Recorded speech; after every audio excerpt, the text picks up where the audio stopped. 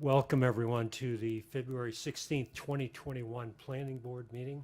The first item is roll call, and 7 of us are here tonight. We have 2 new members, Amanda Billing, 2 chairs down, and Lorraine Rardin here, and the rest of us have been here before.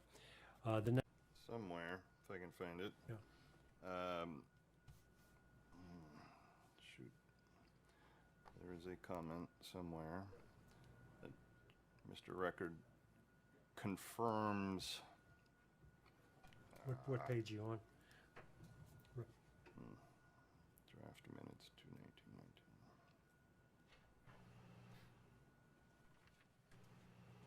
I had it highlighted.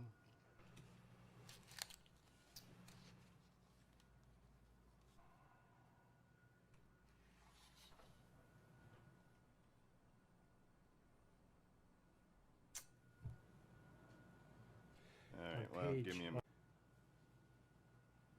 Well, I didn't confirm it. I wanted it to say asked to confirm. Okay. And then Bill confirmed it, right? Okay, yep. Good. Christina's got that. Any others? I have one minor one, for the approval of the minutes of the October 2020 meeting. It has me listed as saying yay and abstaining, and I think it's to be abstained, yeah. Without a yay, Yeah. Okay, good, thank you. Any others? I'll make a motion that we approve the minutes as amended. Second. The gain is way up. All those in favor of the motion that were at the last meeting? Yeah, 6, unanimous. Thank you. Amanda, Abstain. yeah. Right. Yeah, 6 out of 7, right?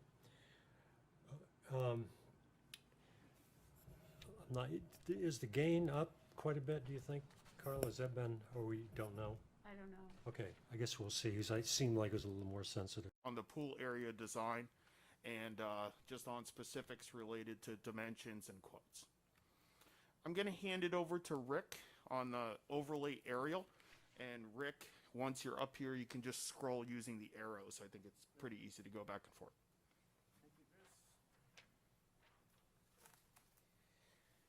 Good evening, Mr. Chair, members of the board. Rick Light from Light Environmental Design, and I second Chris. It's nice to be actually. It's funny I'm saying this, like I could be home with a family, but nice to be in a real meeting as opposed to a Zoom meeting. They get old pretty quick doing the planning board Zoom meetings, so we appreciate you guys making the effort to do this. I think it's a much better way to communicate, and it's a much better process. So, housekeeping items. I was just telling the team, when you make the mistake of taking your wife's car and you have all of your masks in your car and you find one barely as you pull into the parking lot. So if I'm fogging up or kind of weird, I'm going to be playing my mask a little bit because it doesn't fit right. But There's some paper ones there if you'd rather switch. well, try this. Thanks, Carter. If it doesn't work, I'll go to the paper, but let's see how she goes. So I think being a final plan meeting, I think it's more, what we'll like to do is just walk through some of the changes to the plans that were highlighted in our final plan submittal memo. And starting off with, most of the items there aren't a lot of items, but there are a couple key items I think that have actually changed since the submission. I might want to be clear about those and walk through a couple of those items. But the first item, maybe to get a housekeeping item, is the waiver request. If you recall, the board granted several waivers at the preliminary hearing, and the one remaining waiver request that we do have and we would respectfully ask the board act on is the request for the requirement of a sidewalk, to waive the requirement of a sidewalk along Little Acres Drive heading up to the farm. Let me just find a plan here that I can use to point to it. And this is the section of road where there isn't a sidewalk, is from this point here, if anyone can see the pointer, up to the farm. And in lieu of that, as you recall, we've proposed a stone dust path across the field, which will enter the sort of the south end of the parking area and go into the community center area. And then, you know, honestly, people can use the road to walk. There's very little traffic. It's almost like a park road. And then for clarity, Little Acres Drive is completely sidewalked all the way from Tuttle Road. The Loop Road here has a sidewalk, and Leonard Lane, has a sidewalk. So the sidewalks are comprehensive throughout the rest of the project. Again, as we discussed at preliminary, we just felt this was a little onerous to put a sidewalk in an open field, sort of creating a suburban feel to a project. And in lieu of that, we're proposing a stone dust path that would connect both to the barn to the parking area.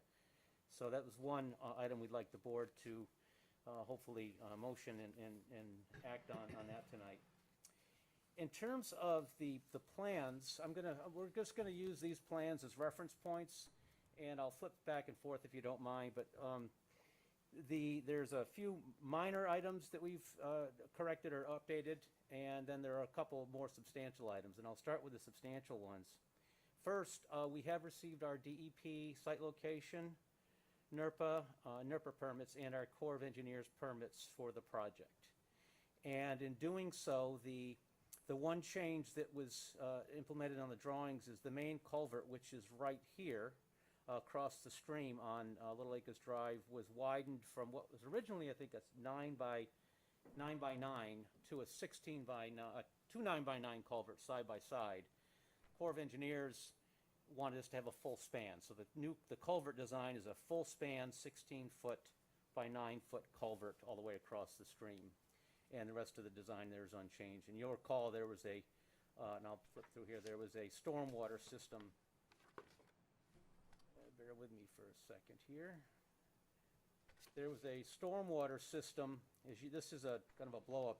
As you come down Little Acres Drive up towards the farm, we have the stormwater system, the culvert, and this is the brook here, and this is the 16-foot wide culvert. So that's one plan change that was affected by the permitting process.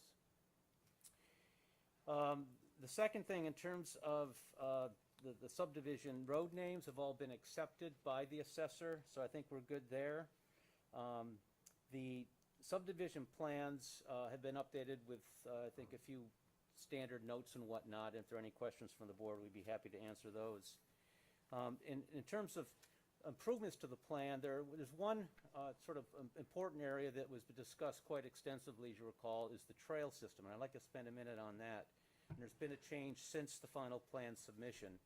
And I'm not sure how well this reads on the screen, but this is one of the trail plans. We have this plan here which codes out the types of trails, but I think the aerial, we also introduced an aerial as requested to better show the trail systems. And so phase 1B is up and through here, and you recall there's an existing trail that we connected through the back of phase 1 and then through a license agreement and from the town property, and that extends out to Tuttle Road through across Lonnie and Bev Allen's property over to the town farm drive there.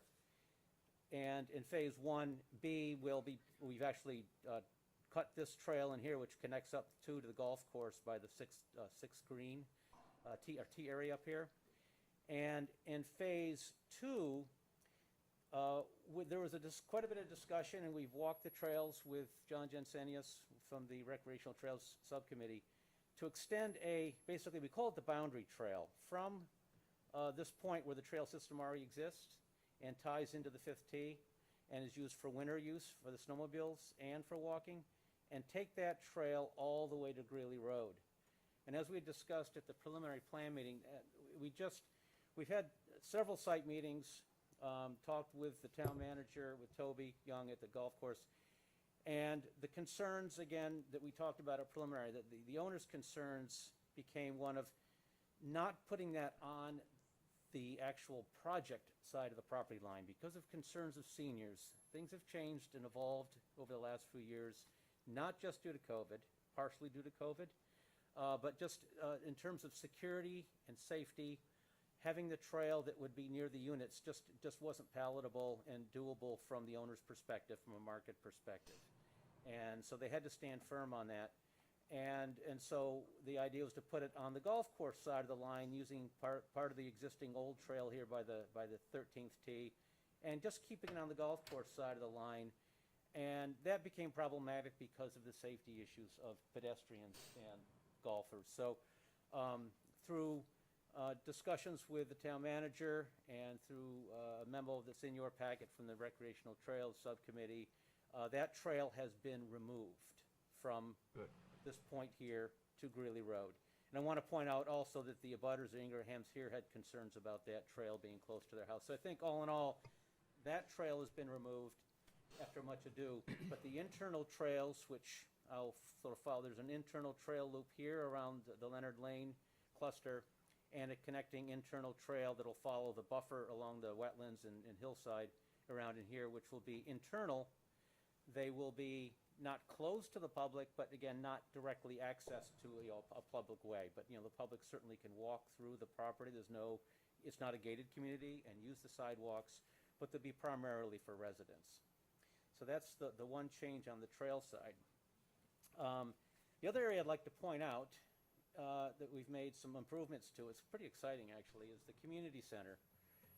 There's been a more formative design of the pool area here, and again, for reference, this is the former Godso house, the residence here, and again, the main access road coming in, the access drive, the new extension of that road down to the culvert and the stream area.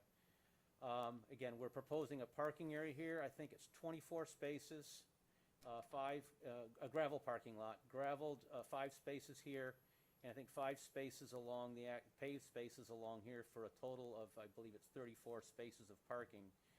And the change has occurred is sort of, I'm going to flip to another plan, but this area here of the pool has been more formatively designed, and as Chris mentioned, that they were consulting with Wally Gear of Ledgewood Pools on the actual details of the pool area.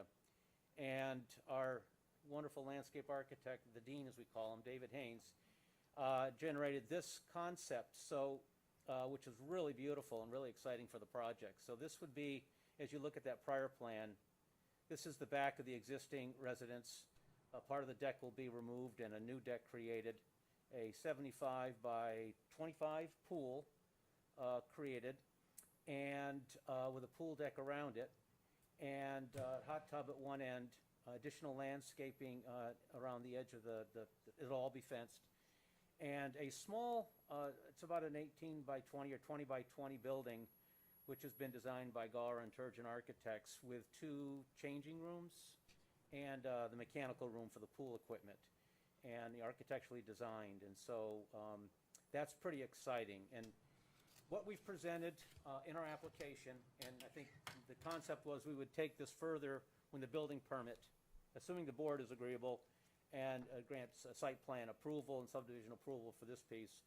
As the building, the pool goes forward and a building, or pool permit, excuse me, is pulled, and a building permit for this building here, any additional details required by the code officer would be added. But 2 fundamental things that are happening here, which are important and are put out in our application. One is that, as you recall, the Godso house is on a septic system, and we had provided in our preliminary submission an analysis of potential wastewater usage by this facility to support a phased use of that septic system until we get to a point where it's reached its capacity, and at that time sewer would be extended through the project. Obviously sewer's not there now, and sewer wouldn't be there until the project evolves through phase 2. So the analysis that we did is based on, and I won't get into a lot of the details, but essentially that not everybody uses the pool, and certainly Chris can talk more specifically about the numbers, but not everybody, maybe 10% of the folks use the pool on a regular basis. And for phase 1 and 1A, there are 20 units, and so there's not a whole, not all occupied, but there's not a lot of mass if the pool were built to support, for generating wastewater, excuse me. And number 2 is most folks will go to the changing room, change, and drive back to maybe rinse, but they don't take showers per se. The seniors typically don't, and under COVID, of course, that's even exacerbated.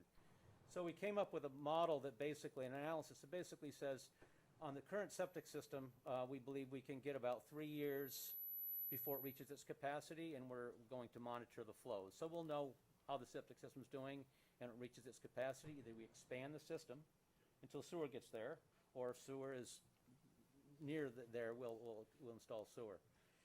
And currently the same deal with the water.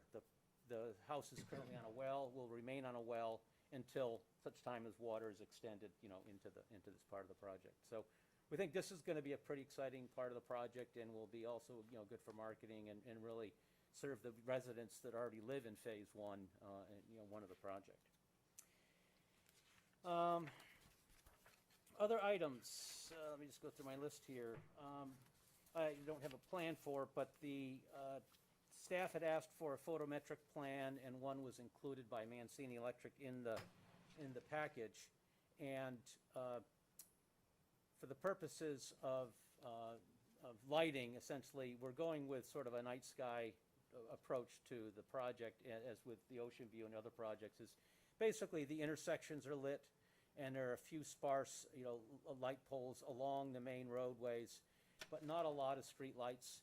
And each unit will have, as with phase one, will have its own pole-mounted light, small 4-foot, I think it's the front of the unit, with a photo eye on it. So that's really all we have for lighting, and there are 2 pole-mounted lights here at the parking lot up at the community center.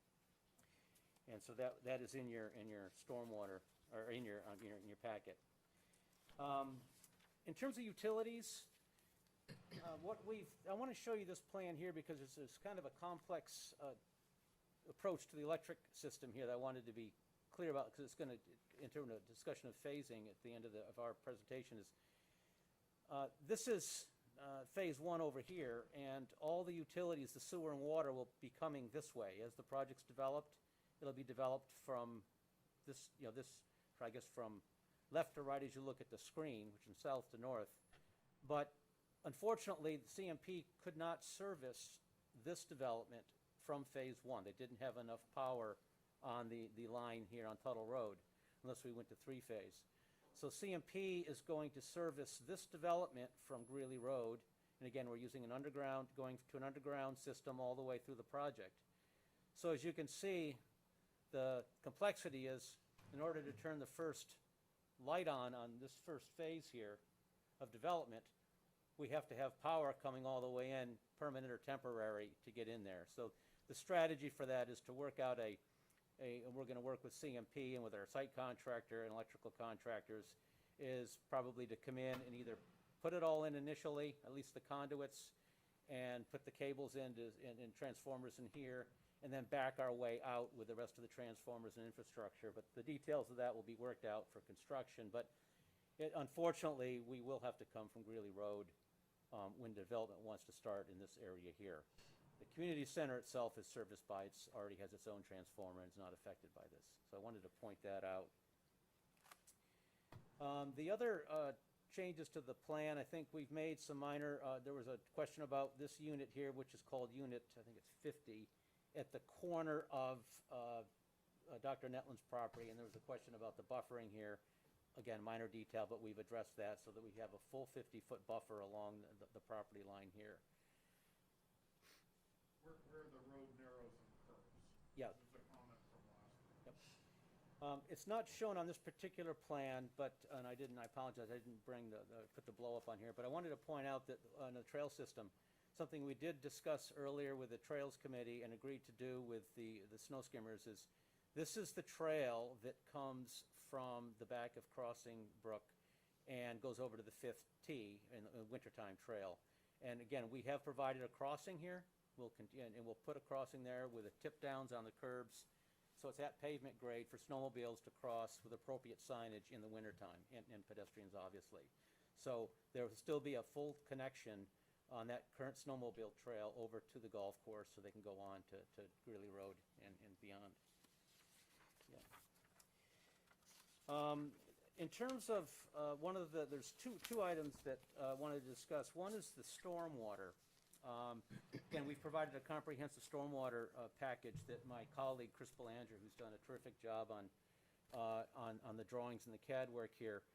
And we had originally proposed if you recall, a modification, what we call an amendment to the floodplain line on the project. And if you'll bear with me. And we had filed for what they call an ELOMA, which is a letter of map amendment with the FEMA. And it became pretty clear that it was going to be an onerous process, and there wasn't a lot of gain for the project, honestly.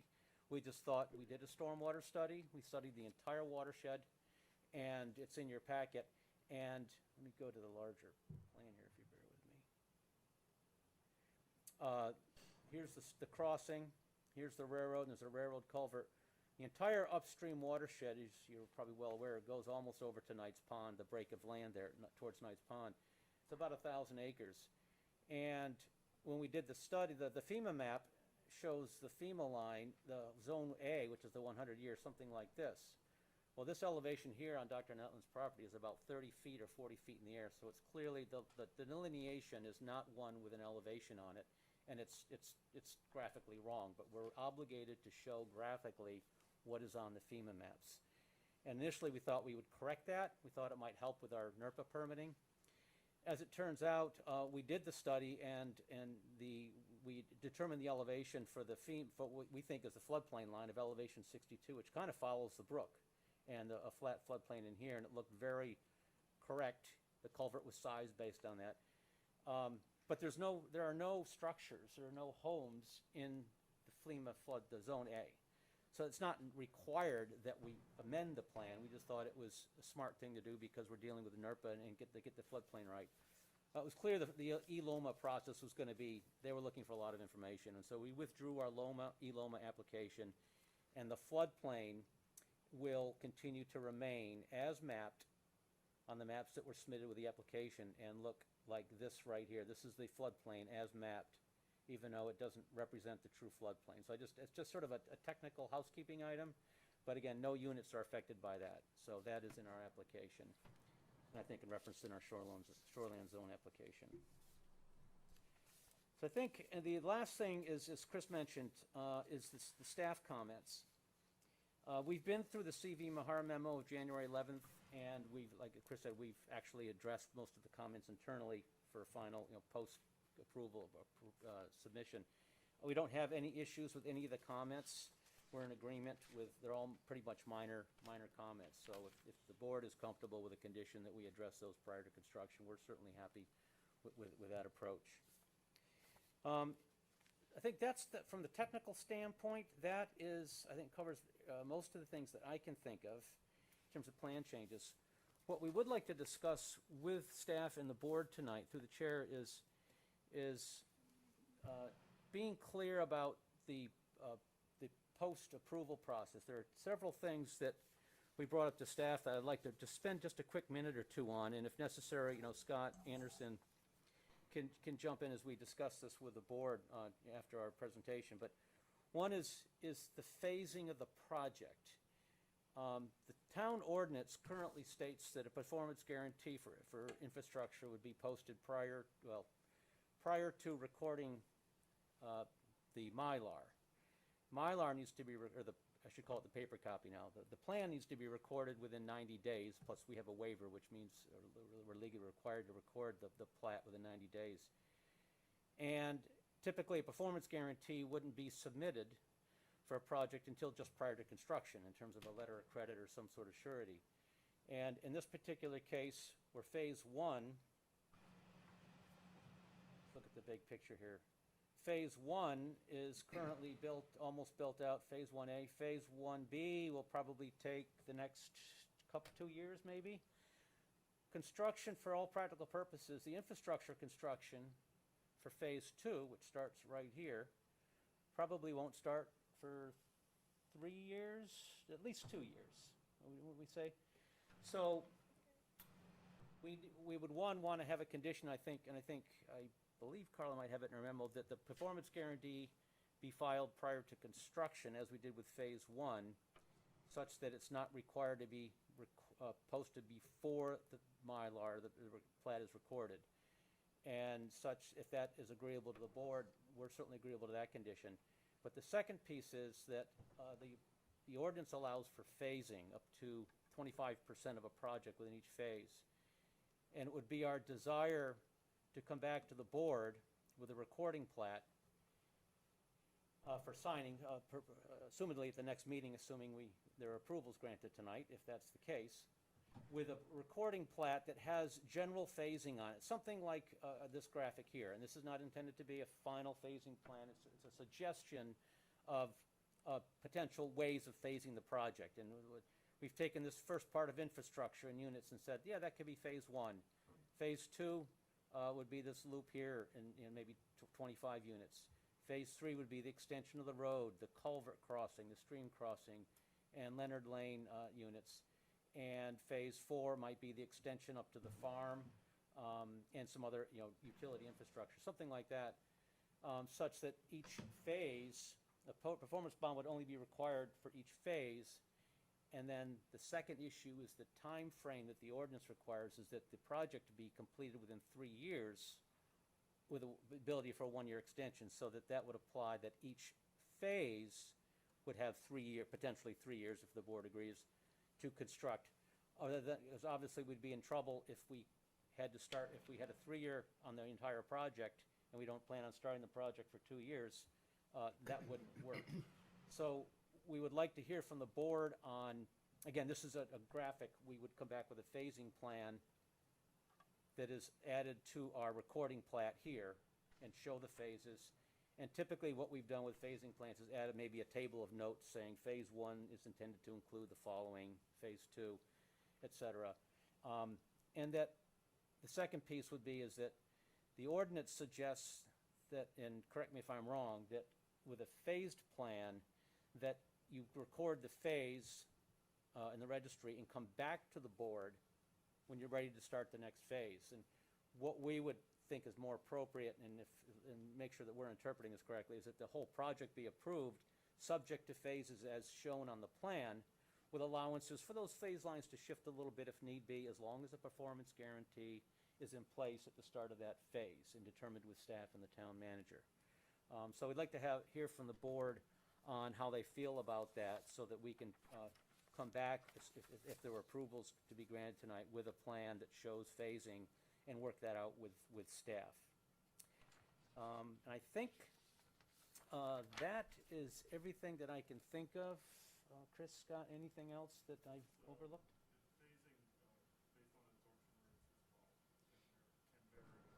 Yes. Yeah.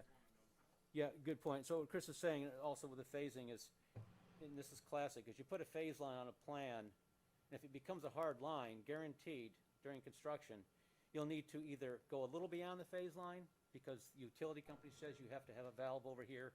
So, or the market rate, the absorption rate dictates how the phasing is done. So as long as we have phasing lines on a recording plat with a note that says that they could be adjusted in the field, adjusted as the phase starts, subject to staff review, and posting of an appropriate performance guarantee to cover those phases without having to come back to the planning board. That would be, I think, we would like to have the board consider that.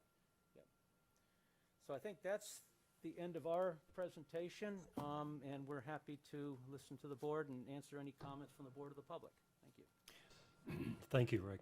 Could you, regarding the phasing, are you basing, I think you alluded to this, but you're basing the phasing on the sale or the reservation of units? Through the chair, and I'll let Chris answer specifically, but generally I think there's two things, actually 3 levels of phasing, and I hate to get too complicated here into the weeds, but utility companies are going to dictate certain ways of phasing. For instance, the water district has a phasing plan that we presented to them, which is on the drawings, which says that, they're going to approve up to valve X, and to get to the next section of road, you've got to have valve Y, because you got to shut the water off, and then you've got to, drain it and retest it. So there's certain physical requirements that dictate phasing. That's not necessarily, doesn't necessarily have to line up with the phasing on the legal document, the plat. Same with sales. Sales could have many, many subphases that aren't relative to try to jive or have them, align with a major phase line. But the market rate and absorption rate may not be exactly the same as the phase And that's why I think as long as there's an agreement or you can have an ability that there's a solid line on a drawing between unit 60 and 61, well, if the phase line ends up going another 50 feet or 100 feet in order to, capture a couple of units, that could be worked out with staff and the appropriate amount of additional guarantee or surety being provided. I think that works and provides a little bit of flexibility for everybody in the field. Yeah. So based on that, Carla, do you want to make any comments on your comfort with that type of a plan? Presumably, we could do that, but what's your thinking, given that you're going to be critical to? It isn't very often that this is, a project's done this way, and, but we have a precedent for doing it, and that was, the Mill Run condominiums out on Route 100. The developer was only required, per his approval, to show evidence of financial capacity. Is that me? Of evidence of financial capacity for each group of units within a building. So there were 4 buildings, and he did one at a time. And we just kept track of it internally with Bill Longley issues the building permit. I make sure that the conditions of approval are met. So I don't see any problem with doing this. Okay. All right, thank you. And Rick, one other question I have is, it seemed like based on your presentation, back to the sidewalk. So your decision or your desire to not put a sidewalk in the field sounds like, and instead use stone dust, it sounds like that's purely aesthetic. Am I reading that properly? I would say it's aesthetic and it's actually functional. I mean, let me explain. So if we put a sidewalk, you got to understand, I think it's helpful sometimes to see a photograph and visualize it. And here's so the sidewalk, this is a photo coming past the culvert, and there's this sort of a planted U's here. There's actually a kind of a golf tee up behind here. And the road would be coming right up through here and over beyond the barn. Here. So the road being over here, you'd see a stone dust path across the field over to the paddock, which is going to be the parking area, and we're going to leave the fencing up, which will be, I think, really cool because you'll have this sort of parking inside the fencing, which will both help buffer but also give it kind of a neat character. And to have a road going across this field in the middle of an open field that people can walk on the grass or walk on the road, and in concert with complete street policies which would promote not putting a sidewalk in when you don't need one, when there's no traffic and people use the road, it actually slows traffic, and it's a good model. And 3, to have a sidewalk, we'd have to have a curb or separation. So now you have introduced a curb in the middle of the field, creating this sort of suburban field to a road, and then you've got to introduce drainage because now you've got a curb. So sidewalks are tricky sometimes because they introduce more things than what you're really thinking about. And it just didn't seem to make sense. And so part of it's aesthetics, part of it's just the concept of the project being very sort of low profile, and this coming up to the farm here.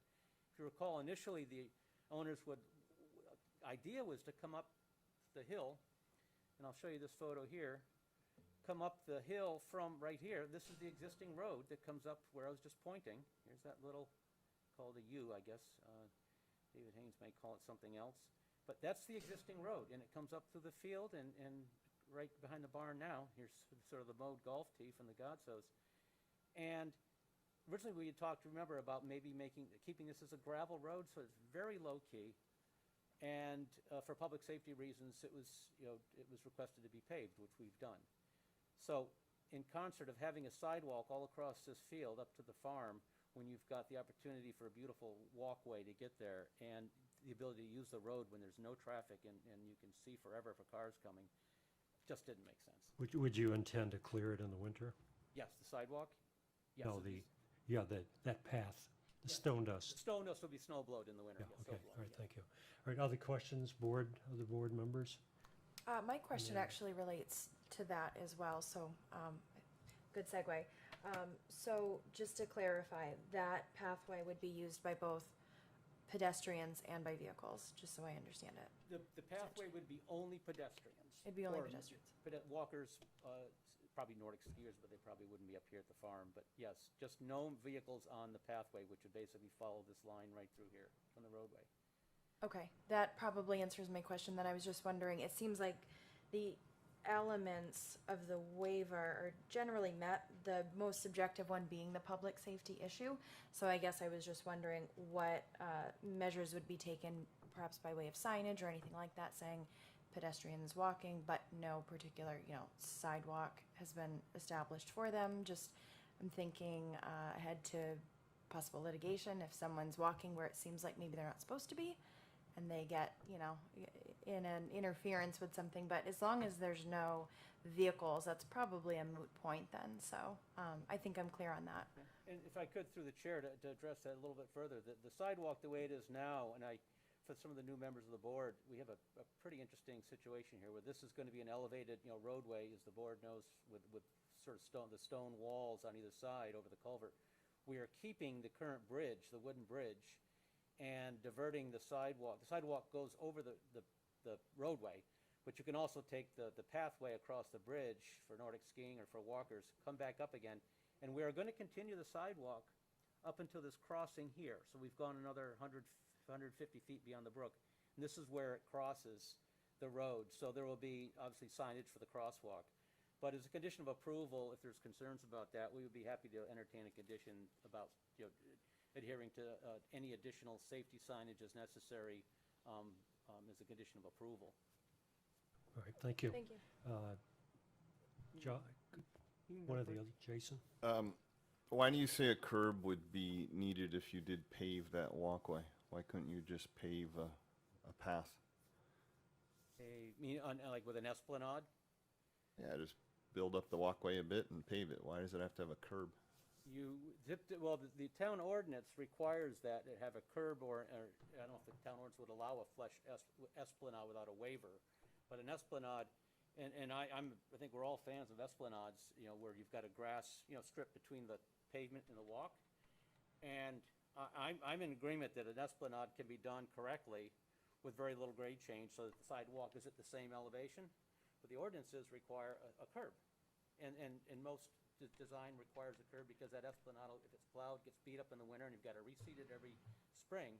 So hence that's why we've gone with the idea that, one, we just don't think it fits. I mean, if you actually walk in that field, and I'm going to be honest with you, and you think about that as a suburban roadway for hundreds and hundreds and hundreds of feet with a sidewalk, when you could walk right down the roadway and as a farm road, and you would probably do it if you were on your own subdivision road in your own community, if you lived on one. It just doesn't make sense for us, and it takes away from the character we're trying to create, which is a simplified character of a roadway here. So for all those reasons above, that's... I understand the desire for aesthetics. I just don't understand why the same exact crushed dust pathway couldn't be paved. It just seems to me with elderly folks that something that's paved and salted and 100% snow blowed down to the pavement is going to be safer than a stone dust that's going to have some ice and stuff in the winter. I won't beat a dead horse, that's my opinion. Also, am I to read this correctly that there's still no path, sidewalk, whatever you want to call it, to Greely Road across the field? No, there is no proposed walk across, let me throw a plan here. There's no walk across the field to the, But you're disturbing all that area now because of utilities, right? You're bringing in CMP from that direction? yes, we're bringing in, this is the property line is approximately where the arrow is here along the edge with Dr. Netland next door. The utility corridor will actually cut through the edge of the paddock here. The fence will be removed and replaced and extend on. So this will be the utility corridor, and that will be seeded. And I think we'll have a gravel, what we call like a structural grass surface. So you have a gravel base seeded so it looks like a field, but you could drive a vehicle over it. And you're opposed to doing a similar dust path there for walkway? We are, because we just don't think, first of all, we don't want to encourage the seniors to go to a road that has no sidewalk and is heavily traveled at high speeds. And I think we all know what Greely Road looks like, and you folks live here, but we don't want to encourage them, and there's a narrow shoulder. So the last thing we want is residents to go out to Greely Road. If they so wanted to do or make a longer walk, they could take the Serpentine Road. If they want to make a long walk, go to Greely Road, turn around and come back. But we don't want to encourage seniors to go to Greely Road. No, we just don't think that's a safe But you thing to do. can't prevent a senior from going and wanting to walk on Greeley Road, right? No, we can't. I don't understand the resistance to doing that. I understand the aesthetics, the desire to keep it beautiful and nice, but a dust pathway there doesn't disturb the aesthetics at all. And I hope I'm wrong and you're right, that there's never, on a dark, icy winter night, that people are walking down that and a car coming up that and somebody gets injured. So I've said my piece. Very concerned about safety. The second thing, I do want to point out through the chair that when I know we had this discussion earlier about, is there going to be a trail or path? The preservation area in the ordinance extends basically 500 feet, which is about this line right here, you recall. And we have to maintain the character of the fields and the agricultural use. I think, honestly, you could probably put a path in there and still meet the parameters of the ordinance, but I think it Yes. could be debated whether that's really in keeping with the character. I'm not going to say I disagree with that, but I think others might take a position on that. So that's also a consideration. But the reality was we just didn't. I put safety above that sort of thing. All set? Josh? First, Carla, do we have anything in the ordinance that speaks to phasing in terms of Yes, standards we for do. phasing? You want me to find them for you? Yeah, could you? Because I looked, I couldn't find anything. Rick, I think you've answered this question, but just to make sure. So the applicant would not be opposed to a condition of approval that spoke to the maintenance and signage of the stone dust path from, the point identified here to being kind of consistent with the signage and the maintenance of the rest of the sidewalks. Absolutely. And then as Carla's looking for that, and not to hold you to this, but rough ballpark idea, when do you think is the first time you would be looking to start construction in phase 2? What are we looking to, like, when would the first phase of phase 2 be possibly starting? If I can get to that plan here. So the interesting part of that with the phasing plan, again, this is just a graphic, but the first thing that owners would like to do is they want to get the pool operational. So we've already done test pits out there, engaged Ledgewood pools. Pending approvals and getting a Mylar recorded and working through the final submittals for a pool permit through the code office with Bill Longley, they would like to start the pool this spring. And then the actual phasing of construction, phase 1, throw out some of the I don't want to get into the weeds, but there are some things to consider. Phase 1, which might look something like this with the first grouping of units, has a certain amount of roadway infrastructure. And at the same time, we have to, again, start the utilities coming in, temporary or permanent, into that phase. But also, we have to consider the possibility for a haul road for Story Brothers, the contractors, to come in, so they're not, using full-time the new subdivision road through phase 1. So phase 1 might consist of something like this, maybe a few more units, a temporary construction road, a temporary stream crossing until we get to the full crossing, and a utility extension, as well as the pool, with the pool starting now, and the rest of the work may be several years out, if that makes sense. And then how many phases, again, I know but we're going to have to come up with something if we can. Okay. I mean, how many phases are you thinking? I get the common area, that's sort of the simple one because it starts right now and it's well defined. Beyond that, what are you thinking in terms of number of phases for the units? And I mean, are we 4 or 5 years out from starting and then every 3 years after that? I think we're thinking of a 4-phased project. After, not including the common area. Not including the not including the common area. Or You residential call that phases. 1A, and then maybe Yeah. that's 1A, and this is 1B, or we renumber it. 4 major areas, does that sound right, Chris? And then starting other than the pool starting construction upon most of the absorption of Phase 1B, so what do you think, 2 years from now? You want to speak to that, Chris? We talked about this, Chris Wasileski again from the applicant. We talked about this internally, and we're tracking currently at roughly plus or minus conservative estimate 10 units per year due to some of the COVID market conditions affecting our initial phasing estimates of 15 to 20 units per year. So right now, with 20 building permits pulled and, homes under construction, if you're anticipating projecting out for the remainder of 2021 with a selling season, the spring and the summer upcoming, you'd be at 30 units in 2021, 40 units in 2022, 50 units, which is roughly the culmination of Phase 1 in 2023. So you'd be looking to add inventory starting Phase 2A, or the first sub-phase of Phase 2 in 2025. So that's just a rough projection. Again, we're hoping to exceed those, but that's just staying conservative based on what our current metrics are looking like. So we'd be looking at 2025 is 3 to 4 years from now, starting that, besides the pool, because the pool would jump all of the phases for sub-phases for Phase 2, and it would be an additive to the entire project with access for our residents from Phase 1. Josh, you good? For now. Yeah. Carla, do you have? That me too?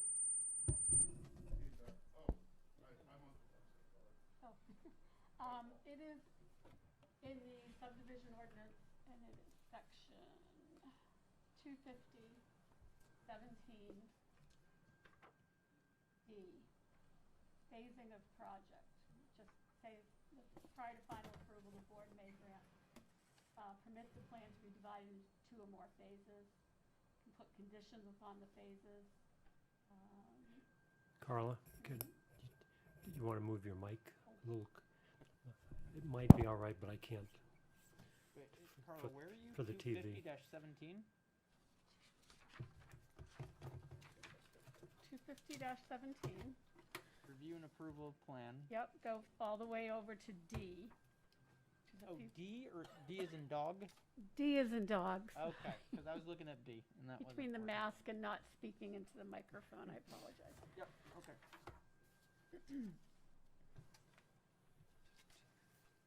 And then Josh, that ties into 2 other things in the ordinance. If you go down to, really the phasing ties into both the guarantee that the town holds will just be by phase. And that's down there in E3 a little farther down. And then when you go into 250-20, which is the 3-year period, in A, it talks about the 3 years tied to each one of the phases. So I think it's contemplated that when you have a project of this magnitude and you're going to be doing it in pieces over time, as opposed to giving the town a performance guarantee for all of those improvements at the beginning, even though it will take you years to get through. We would break them up into phases, and before you start digging in the ground for each one of those, you've got to post the bond with the town to cover all of that work within that phase, finish that, and then move on to the next phase. And as Rick was noting, some flexibility. We would make sure if we're going to add another 30 feet of road because, CMP said, hey, you got to do X, we wouldn't be able to work on that or move things around before making sure the town had all of the money in its pocket to cover the performance guarantee. Just a little expansion on I'm looking at what Carla pointed out. So it says each phase shall be reviewed by the planning board as a potentially independent subdivision and as a section of the total subdivision. Each phase shall constitute at least 25% of the total number, and then it goes on, which would mean 12, 13 for each phase. So hopefully by then the marketing would be good enough to, otherwise you'd be under the that Well, part of it. I mean, they'd be able to come for an extension of any one of those phases. The problem I see with that language is how do we work in the common area? Because that does not constitute 25% of the living units. Well, and it's even stranger because there aren't actually any lots, and because it's, you know, the residents come in, they pay for the dwelling, there's no actual conveyance and the splitting up, so it's one big piece of property owned by the applicant. What I think we're trying to do is, what the concept is, you can't break your project up into more than 4 chunks, 4 phases, which is what the 25% I think is supposed to cover. So this is why Rick is working with a 4-phase plan, and we would finalize it to make sure that we're doing kind of 25% of the build out. And one of those phases, I think it's one, includes a lot of the common area. Not the pool will proceed ahead of time, but then a big chunk of the common area around the community center, you know, is part of one of the fourth, you know, the 4 phases that we're proposing. Yeah, I mean, I think that ignoring the Godso property and the pool and the common area, I think that matches the intent of the ordinance, even though they're not house lots and blah, blah.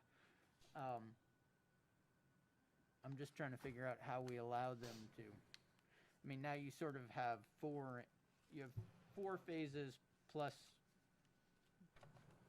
the common area that you want to get started sooner, and I think that makes sense, and I think that's to the benefit of the people in the other, in phase 1. I don't disagree that it makes perfect sense. I just don't know how it fits. Yeah, it is an exceptionally large project for what comes before the board, and I'm certainly, if there's any way we can do it, willing, and I can't speak for anybody else, they can speak up, but to be flexible, and especially Carla, if you feel that we can do this. I don't know whether we need to run it by the attorney No, or anyone else, but Phasing is perfectly appropriate way to handle a large project with a lot of road and infrastructure as this one has. Cumberland Foreside Village was built out in phases, down on Route 1, the commercial subdivision. It's not uncommon at all to do it this way, and I think our language is pretty careful. I guess I would ask the question, what is the board afraid might happen with this? Josh or I'm not Jason? afraid of anything. I'm just trying to figure out We can, if they want to start working on the clubhouse right now, then that first phase has to allow them to do so, correct? And if that is the case, then, I mean, I wouldn't have looked at it that way. Okay. I would have looked at it as sort of a separate and apart component of the project. It's not the units, it's not, and the road is already to this area, so it's not like they have to extend the road from phase 1 all the way to where the pool's gonna be. They already have a road that comes off Greely that people can drive from phase 1 around. so we split up, so we speak to phases of residential units. I think we can say residential units, correct? And just allow and allow the common area just to go under the standard limitation of approval, all that stuff, because that should start immediately. And also, when we're thinking of the phases, because it's tied to the performance guarantee, we're thinking about it as the phases of the public improvements that will be covered, whereas the pool is a private amenity, so there won't be a PG for the pool. So that could almost proceed initially, and then the phasing will be really tied to things that we have to post the bond for. So I think that's at least the theory. Carla, how do we address that in the limitation of approval, which it doesn't speak? Is there a replacement limitation of approval? I think that creating a condition of approval that talks about this approval has been granted based on a phasing approach, that would supersede the Okay, so if we were to make a condition of approval, that the limitation of approval would apply to, roughly 25% of the 4 phases of roughly 25% each of the of the residential units, something along that line. We'll probably have to craft this when we get to. Yeah, so Okay. some Yeah, wordsmithing. having Yep. a word, Okay, you I'm know, good. work on that motion. Bill? You have a Yes, I question? have a question. First of all, I was glad to see you remove that boundary trail, because that was bothering me a little bit. And I like the idea that it's still going to be accessible. There was you could read that, so there was going to be limited access to the trails, and you cleared that up, that residents could use the trails, citizens of Cumberland could use the trails other than the residents of the organization.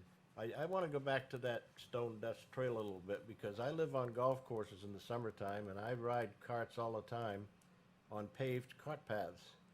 And they don't have curbs or drainage or anything, they're just paved cart paths. And I would think it would make more sense for seniors to have a firmer surface to go on, especially if they're going to start taking their golf carts from the house down there and so forth, and go across that path and have it paved and rather stone dust. Can you address if that's a possibility? Oh, it's certainly a possibility through the chair, and I apologize too, I misunderstood the prior question. I thought the question was about putting a path along the road. So going back to if the question is, could you pave this? The Oh, path that's- going that's- across yeah, the oh, field? I was thinking of, could you pave the curb next to the road, or a curb would be required next to the road. But you could pave what would be now the stone dust path. You could pave the path, oh, of course you could. Okay, I would look in that direction for the seniors personally. Thank you. Ann, did you have anything? No. No? I just had, I just wanted to make sure I understood correctly about the phasing approach. So we're talking 4 phases out of residential units, not to include the early start for the pool and clubhouse area, which is to be started this spring. And that the phasing approach would include a performance guarantee at the beginning of each phase. And would that also include a pre-construction conference prior to the beginning of each phase? Yes? I'm seeing nods behind you, Carla. I just want to make sure I That's a understood good question, yeah. the rhythm, so Yeah, to speak, the battle rhythm of how that's- this would proceed. That's kind of what we're doing now, so, Okay. that would be amenable to us. And, the pool up front, I did not mention this earlier, but, the pool, along with the clubhouse per se, due to COVID, has been accelerated in our thinking as well, because it's an outdoor amenity. So that's something we'd be very careful with scheduling and with class times and sizes and everything else per the CDC and per what we're doing at OceanView. But we've seen a ramp up in popularity of amenities like that at our senior communities. So that was part of our line of thinking of trying to tackle that sooner than later. Rick? Thank you, Chris. Any other questions from the board? We will come back to the board after the public hearing, which I will now open. I would ask that anyone who would like to make a comment, John, and if you just introduce yourself and your position or address. Yes, good evening. John Jensenius. I'm the chair of the Recreational Trails Subcommittee for the town. For those of you that are new, we are tasked with reviewing subdivision plans for trails, which would include sidewalks. First of all, I want to point out Cumberland has a rich history of networking trails through the town. So I will say that we are very disappointed that the trails in Phase 2 are not going to be networked with other town trails, but we do respect the developer's decision to keep those trails internal to the residential community. The second part has to do with the sidewalks. And I have a feeling most of the residents are going to be like me, which is I take the shortest route to get from point A to point B. And for those people that are living in Phase 2 and probably some in Phase 1 that are going to do some shopping in Yarmouth, they're going to take what they're calling the road with very little traffic, and I see that as going to be the main route they're going to be using to go to Yarmouth for shopping. So I do, and I'm speaking on behalf of the Trails Subcommittee, is that we feel very strongly that there should be some sort of a paved path or sidewalk that leads the whole way through. We don't care if it goes through the field to the community center, but we also think it needs to go to Greely Road Extension. Just simply because the road... Extension or? I'm sorry, just Greely Greely Road. Greely Road. We do feel that people are going to be walking there. They may be walking to Twin Brook. It isn't the safest, but there may be people walking there. And the thing that we're calling the roadway used to be referred to as a driveway. So it's not, it's fairly narrow, and it really isn't safe to have pedestrians and traffic on that road. So in our opinion, there should be a paved path or a sidewalk that leads from the community center to Greely Road. So, thank you. Okay, thank you, John. Appreciate it. Other members of the public?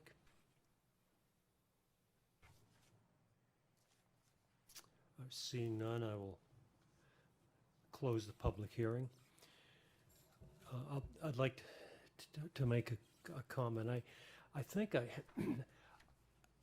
I bike sometimes on Greely, and it's a terrible road to bike on or to walk on. So I sort of agree with Rick that I would not encourage people to walk to Greely. I don't think you meant they're going to walk to Yarmouth, John. I know, but I agree with John. I think there's going to be a lot more traffic on that road than what we've sort of intimated. There's no way, I don't think people are going to drive all the way over to Tuttle and then down Tuttle and then over to Portland Road and then to Hannaford or wherever they're going. So I do think there's a lot of traffic there, but I don't think people should be walking that road either.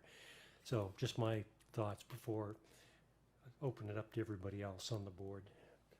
The thoughts on any of the issues that we've discussed. Jason? So the road itself, the winding road, which used to be called the driveway, did we grant a waiver on that previously to keep that as is? Yes. Yes, in the width. And through the chair, you remember, I wish I could go back to this, but this section through here, we recall, we asked for a waiver of the 18-foot width so that it's partially grassed on the shoulders and partially paved. It's a structural, you recall the discussion, and there's a detail in the drawings about that. So it maintains, because this was in the 500-foot preservation area, you recall that? And we're not allowed to increase the impervious area, et cetera. So that 500-foot line comes right through here. So we came up with a solution of a structural, maintain the current width, pave it, which is now gravel, and then add the structural grass on the edges that can support a fire truck and vehicles. So that was a solution that met both with the intent and the specificity of the preservation area and with the maintaining the width of the ordinance for a travel way. But is that structural grass plowed in the winter? Yes.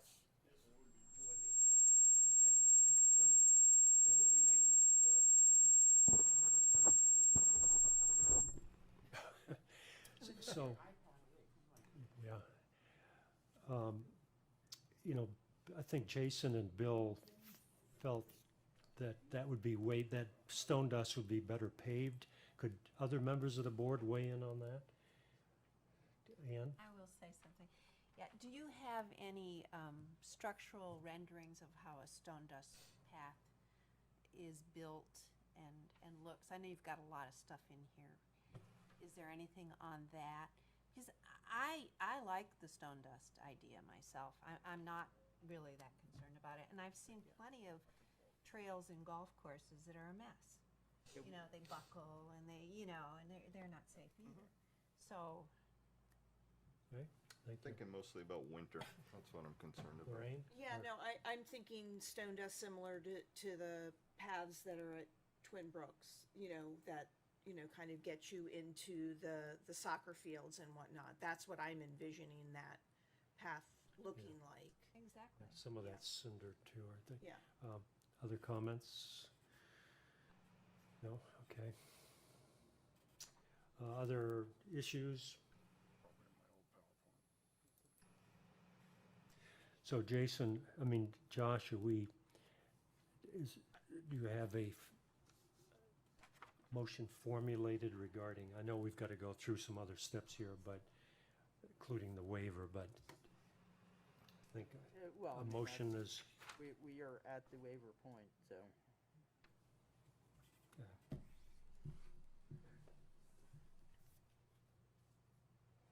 Paul? all right, so, yes. I would like to add that overall, I'm in support of this development. I think it's the right thing for the town. It's the right sort of residences that we need as far as revenue coming in versus load on our resources in town. It's what we need. So don't take my comments the wrong way. I disagree with you on the road and the sidewalks and the priorities there, but very pleased that there will be these sorts of new homes, residences, tax base without load on resources. So that's it. Thanks. Paul, before we, and I'm not speaking for the board at all, but I'm a little torn with the whole walkway thing. If we were to put a condition of approval in there that should there be should Greely have a sidewalk at some point in the future, that the applicant put a pathway from how, you know, if you wanted to kind of go where the utilities are going to go, it doesn't necessarily have to run along the road. I don't know if that would satisfy the board. I don't know if you'd be willing to see that as a condition of approval, but sort of as a compromise, just wondering if that's acceptable to the applicant. Up to you, Chris. Want to address that?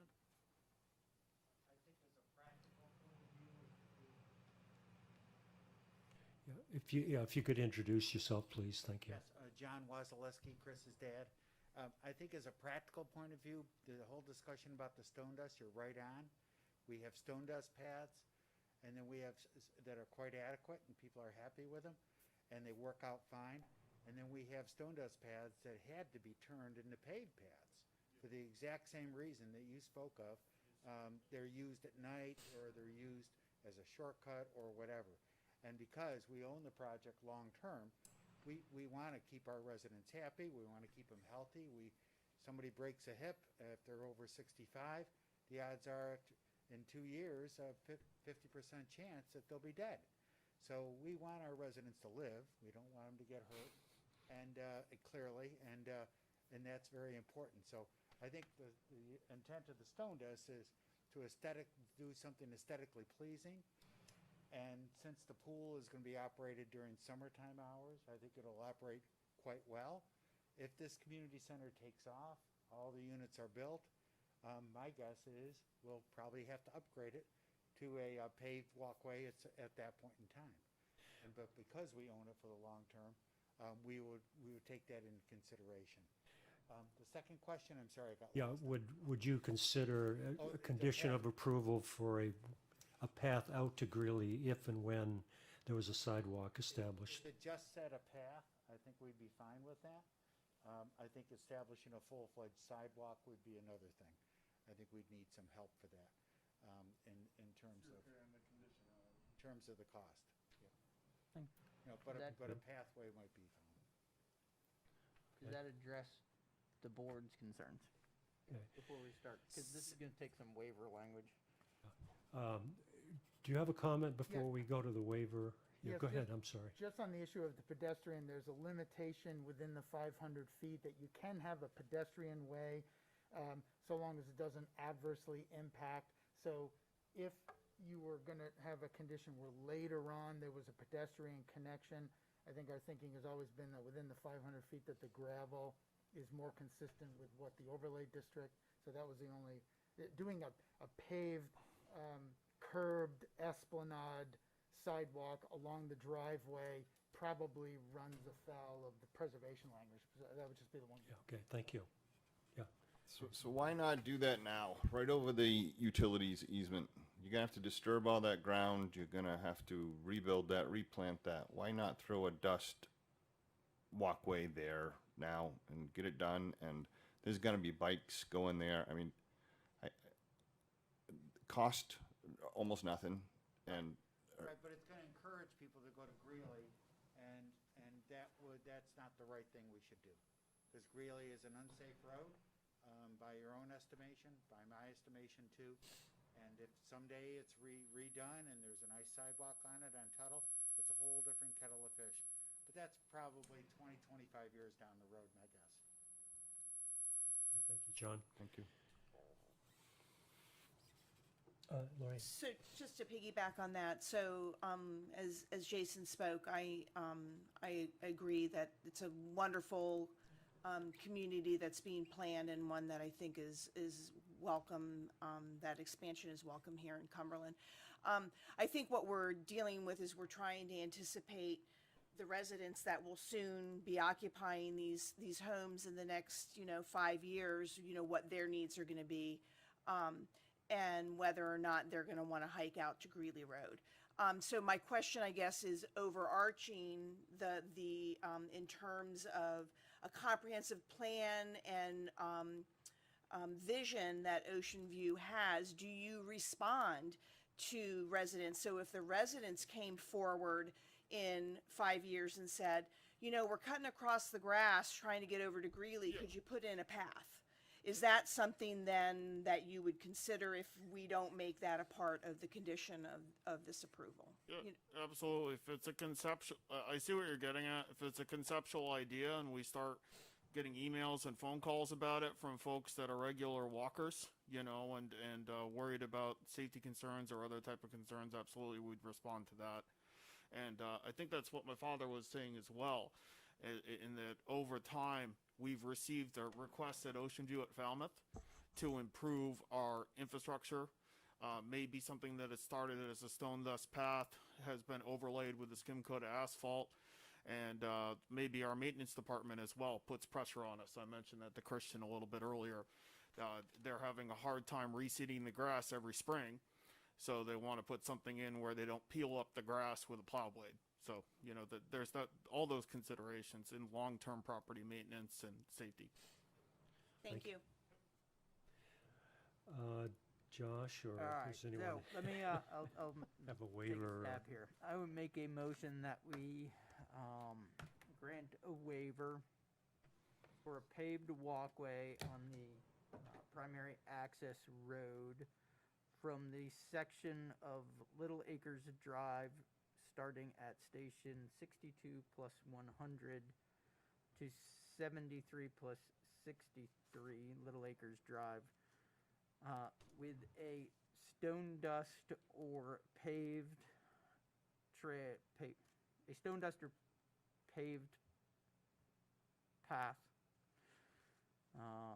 Which is across the field from the road to the community center, subject to a proposed condition of approval to allow for potential pedestrian access to Greely Road at some point in the future. Beautifully done. Is there a second?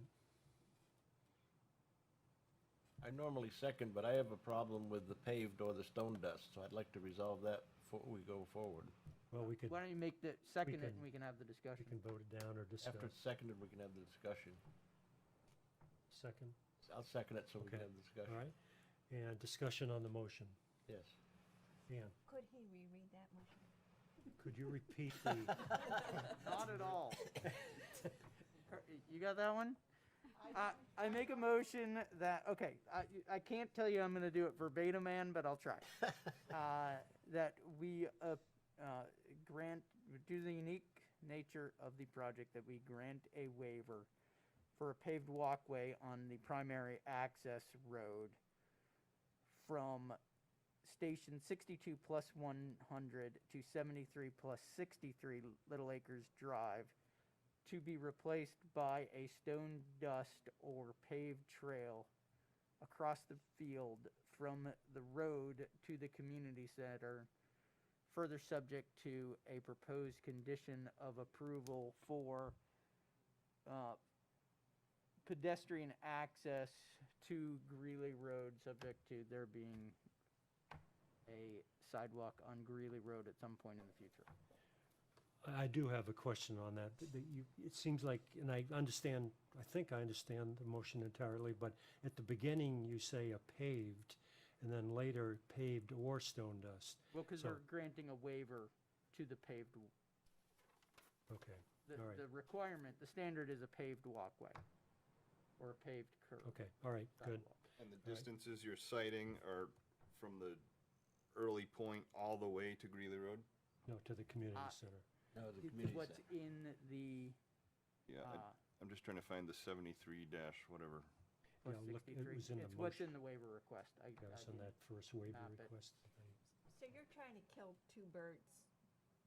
Well, if that's Adding the 73, condition I'm of assuming approval. the applicant went all the way to Greeley Road because otherwise they wouldn't have a waiver for for a walkway along Greeley, to Greeley Road along Little Acres Drive. That what their, my belief is that what their waiver is, we want a waiver from station 62 plus 100 all the way out to Greeley Road to be replaced with a stone dust pathway for the waiver request from station 62 plus 100 to the community center. To the To go community center, across okay, that's one. the field. Mr. And then Chair, your second thing is going to Greeley Road.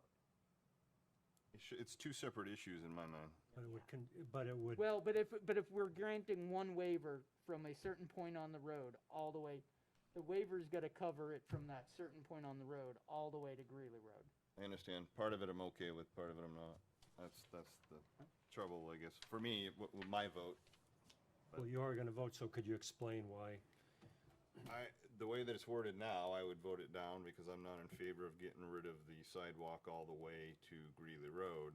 I'm okay with, I would prefer a paved walkway to the parking lot there, but stone dust that is snow plowed to or snow blowed to a certain degree, yeah, I'm okay with that. But, you know, the whole thing, you're grouping both together, I would vote that But, down. so you're saying you would want the path to Greeley all right away?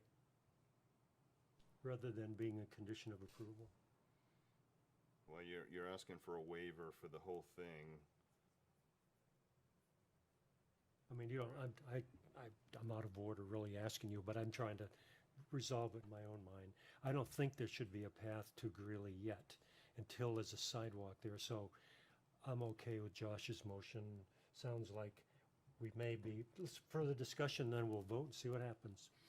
Amanda. Sorry. Yeah, Can no, we, go, at- and can, then- can we attempt to bifurcate it? Would you be willing to bifurcate your motion so that perhaps one element could have be approved, and then if there are elements of it that folks have an issue with, then one part of it survives and maybe the other part doesn't, and then we can discuss that. The only problem is we could do it as two. But you wanted to be Does that help contingent anyone on the, but me? on the condition of I mean, approval, we're I granting believe. we are granting a waiver. Whether we end up for, we are granting a waiver for the requirement to have a curb along Little Acres Road. They need a waiver to not have a curb along Little Acres Road, to the best of my knowledge, based on the standards and the.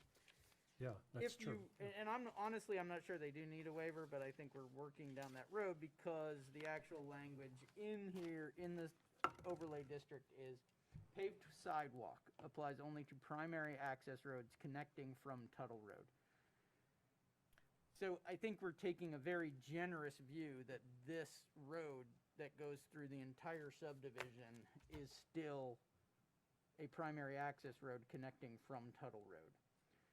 But if we take that view, then the standard requires them to have a paved sidewalk on one side of that road.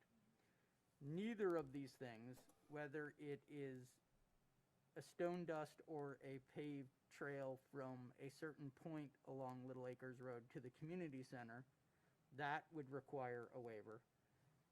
But what we're really giving them a waiver for is all that, from that first point all the way out to Greely Road, which they would otherwise require to do. So if we don't give them one big waiver, then we can, I suppose, do it in two separate waivers. But you're giving them one waiver from that and then deciding how to deal with each one. Okay, thank you, Josh. But I think Bill's original concern, I believe, was whether it's I mean, we can certainly have a discussion whether we strike stone dust. You know, does the waiver only allow for a paved trail? Yeah, my only point at all was not the sidewalk issue waiver part, but going from the road to the community center across the field, I think it should be paved instead of stone dust. That's the only point I was trying to make. And the motion currently gives them the option, correct? Correct. All right, any other discussion on this motion? We can have another motion, but, okay, all those in, Wait, before, I'm sorry, I know. it's- go ahead, Rick. You've got a motion on the table, but I think if it would help to clarify, the applicant has agreed they would pave the pathway across the field. That's done deal. If that will change your motion, or have you helped? I know you agree to deliberate? that, but a couple of people here don't. Okay. A couple of people here would like to have the stone dust, so. Oh, Well, okay. we still need But to we're vote willing on to the have- motion. Have that as a given, that will be a paved pathway in lieu of a sidewalk along the roadway. A paved pathway to the community center across the field. Okay, I'll bring it back to Josh then. Then Do I we want to would- vote on that motion as is, or do you want to amend it? No, I'm willing to amend it to, does anybody really absolutely want the stone dust, first of all? Okay, then I would like to amend my motion to strike or stone dust and make it a paved pathway from the station to the community center. Okay, thank you. Christine, are he's you gotta clear on second it. that for the Okay, motion?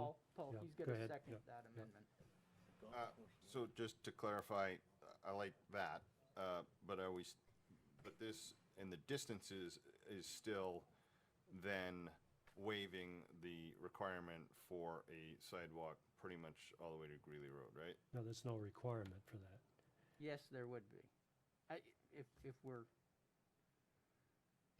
there, So If if we you- change the distances to, I thought that was waived when we no, we allowed them approved to waive the driveway width of at the a road. certain, that we waived the width of the road, I think, which I don't think I voted for, but I don't think the sidewalk has been waived. Rick? That's right. So, Correct. so again, this is a sweeping waiver all the way to Greely Road. If you divide it in two, then you separate the two issues. Where, to me, this path that cuts across to the parking lot seems reasonable to me because that's the logical shortcut and seems good and aesthetically better anyway. But, and I'm okay with that, but you sort of would have to change the distance to end at like, 70 or 68 there. Because to me, the rest of the distance is a separate issue all the way to Greely Road. So I don't know if anybody wants to divide the two. well, again, I favor not having that yet because there's no sidewalk on Greeley, so, but any other? I agree we with you vote on on this motion, Ann? I agree with you. Not Bill, having other it. comments? But you're forever waiving it now. No, because we're going, that's why there's the language of a proposed Condition. condition of approval to then say, But so what is the language that say it would be required at that point? that should there, yeah. If there's a If sidewalk there on was a Greeley. sidewalk along If there's Greeley. a sidewalk on Greeley, then the you'll be applicant is required to put in a walkway. Out to Greeley. wouldn't necessarily have to run along the road to meet the view shed special standards of lot map. Okay, lot I understand 34A it. map. In good conscience, I still just have trouble with not providing a path there, because people are gonna do it regardless. But I understand. Any other comments? All those in favor of the motion that Josh presented? Christine's got it. Wait, First, you're voting to amend the motion. that Josh- So a motion was okay, made. I'm sorry. And he's got a second. Bill has to second the amendment. If you amend it, I'll second it, yes. Okay, You all amend it, those- I'll second it. He did the original motion, so he's got to second the amendment. Okay, so we vote on the amendment first? Correct. All those in favor of the motion the way it's amended? Okay, all those in favor of the amended motion? 1, 2, 3, 4. So, Amanda, were you up? You were up, so sorry. 6 of 7, so the motion passes. Opposed. And 1 opposed, yes. Just on that little detail. Okay. So we are to findings of fact, Josh? I would agree with that statement.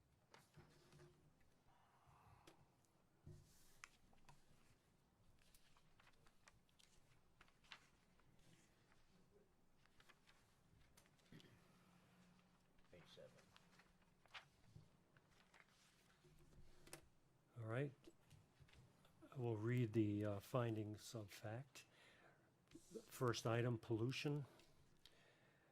The parcel is located above sea level. The project will utilize public water and sewer. A groundwater impact assessment was provided by the applicant and reviewed by and approved by the town engineer. A comprehensive erosion and sedimentation control plan and stormwater management system have been reviewed and approved by DEP and the town engineer. The project will include a third-party inspector to provide oversight during the construction period. Based on the information provided, the standards of this section have been met.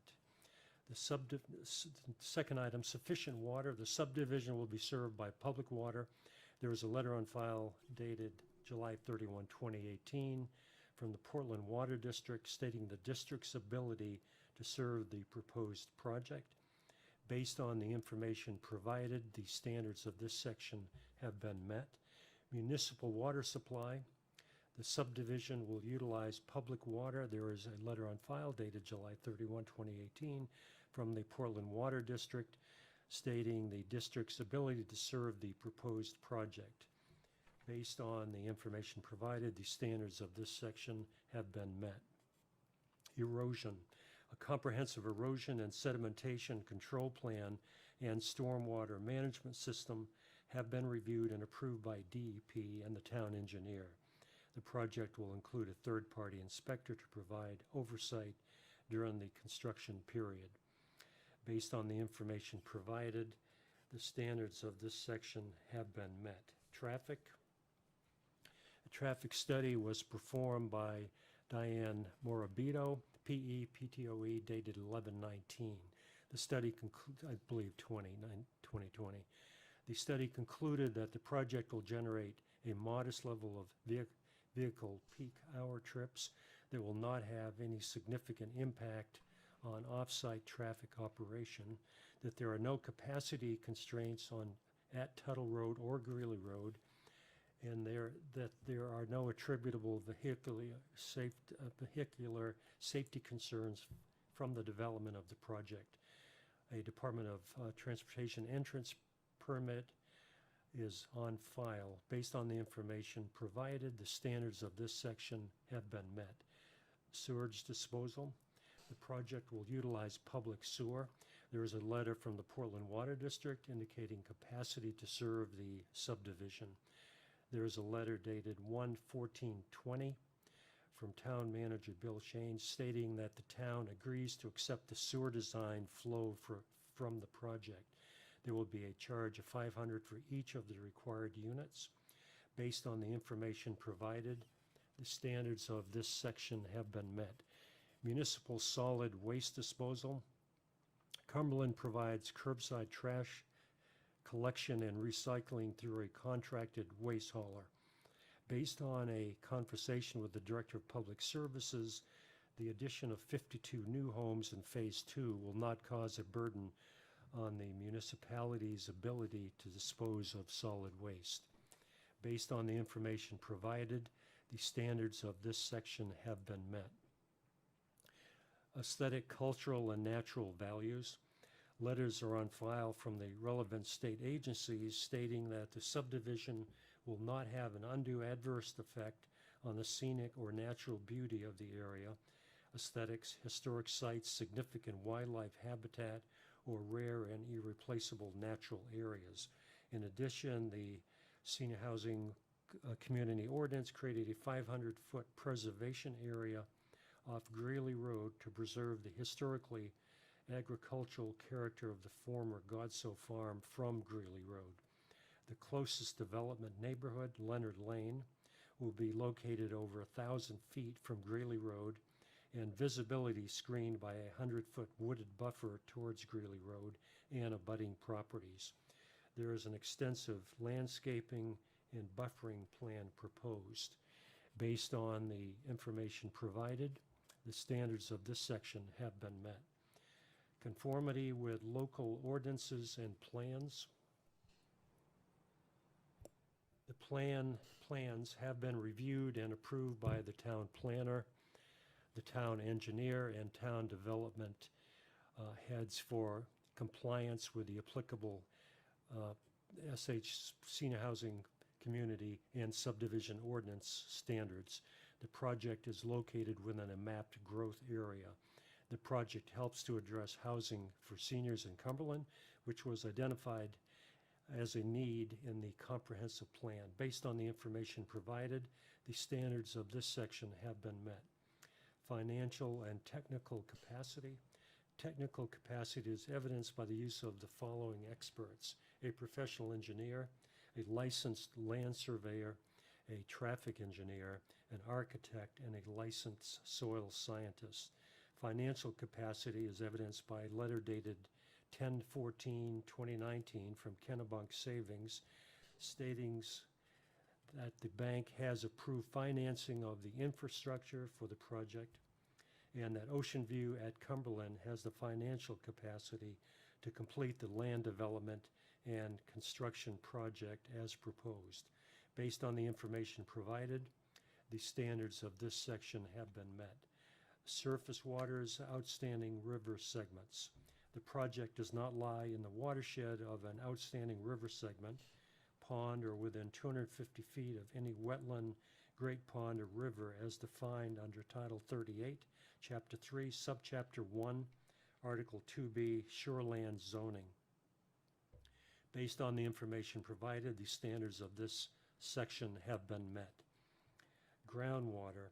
The project will be served by public water and sewer. Infiltration of stormwater is limited to the installation of BMPs along the access road, which will meet all DEP standards for treatment of stormwater prior to discharge to groundwater. Based on the information provided, the standards of this section have been met. Flood areas. The parcel is shown on FEMA floodplain maps as having Zone Z, area of minimal flooding, and a portion within Zone A, 100-year mapped floodplain, as was noted earlier. No residences will be located within the mapped floodplain.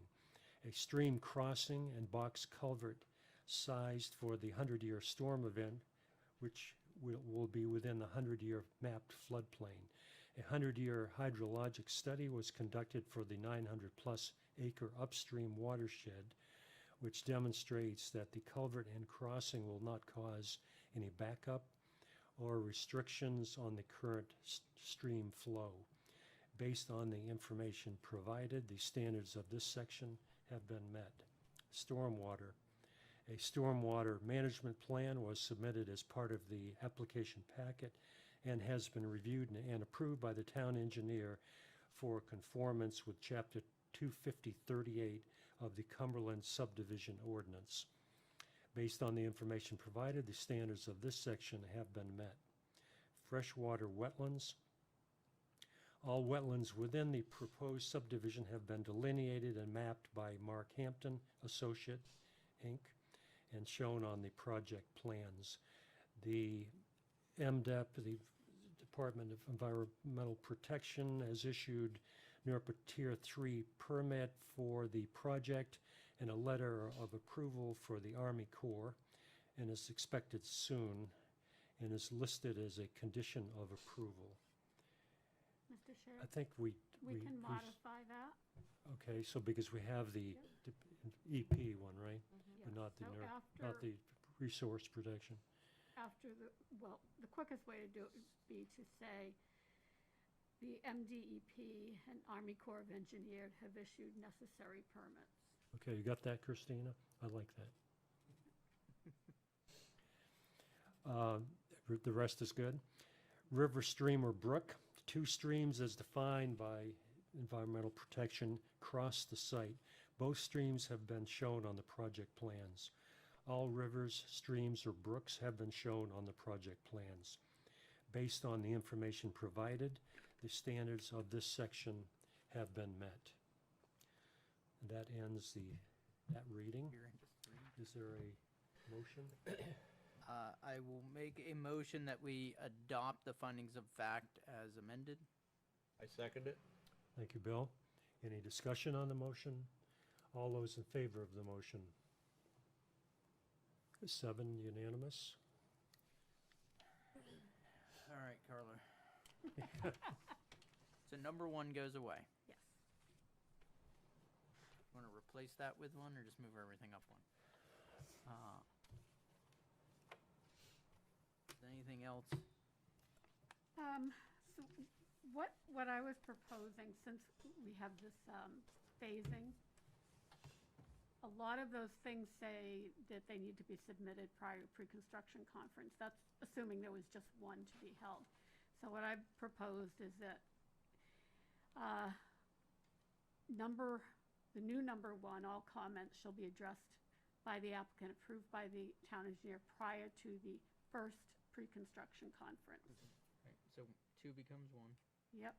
And then number 3 becomes 2, and it would read just the way it's reading, but I would add on to the end of it, held for each of the 4 phases. Hey, why don't we just, how do you feel about putting the phasing thing in, and then we can reference per the phasing plan or something? Put it in where? But talk about phasing in number 2.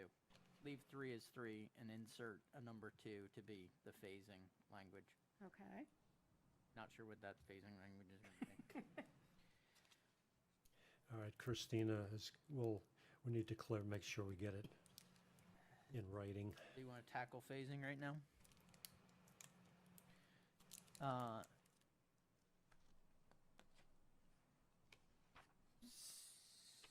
So the project shall be broken.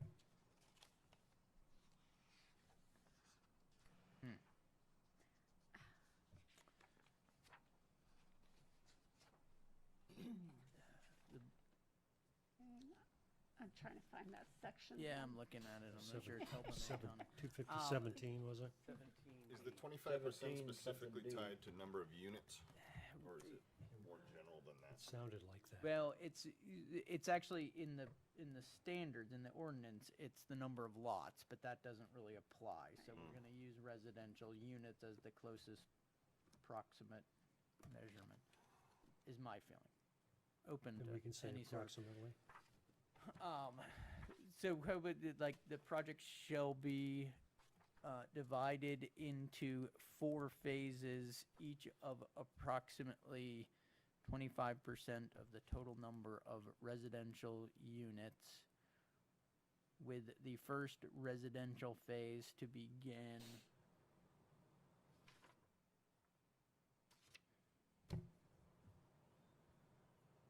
no earlier than 3 years. I Rick? think we don't have to talk about, it's still going to have the same ability to extend per the limitation of approval, correct? So if we say 3 years, that would give them years 3, 4, and 5, I believe. Is that a correct statement? I think so, yep. Okay. You'd still get 2 1 year, so does that generally meet the time frame. Yes, I think So, with the third phase, and then I don't know that, when we did this before, did we define the second phase? I mean, I think we have some more flexibility with the, some language such as, with subsequent phases to be determined between the town and the applicant. Can we get away with that? The beginnings of the start of subsequent phases to be based on market conditions and to be agreed upon between the applicant and the town? yes, I think that would work. Christina, you're can- gonna be able to read all this back, right? 'Cause About the marketing, so with subsequent phases to be, the start of subsequent phases to be determined by market conditions and to be agreed upon by the applicant and the town. Chair, Does that sound roughly similar, Carla? Yeah, yeah, Rick, do you have a point that, if I could, to if I help, can make a comment, sorry to interrupt. please? From a sort of a logistical perspective, if that condition could be worded that a recording plat shall show suggested phases in accordance with 25% of the lots approximately to be adjusted with staff prior to each phase if required, so that we don't have to record a plat with the first phase and then go back to the registry 4 more times every time. If we could do it all at once with enough language to allow things to wiggle a little bit, I think we would prefer that if the board is comfortable with that. I didn't hear that his motion precluded that. Okay, as long as we're all in agreement, okay. Good, then I don't have to change it, huh? Because I can't keep doing this, Carla. You owe me one. My brain hurts. Or two. Christine, are you good with so far? Okay. And then I think we could say, so then for instance, all comments made by the town, a statement of values for required improvements for phase 2 to be submitted prior to the pre-construction for each specific phase or each.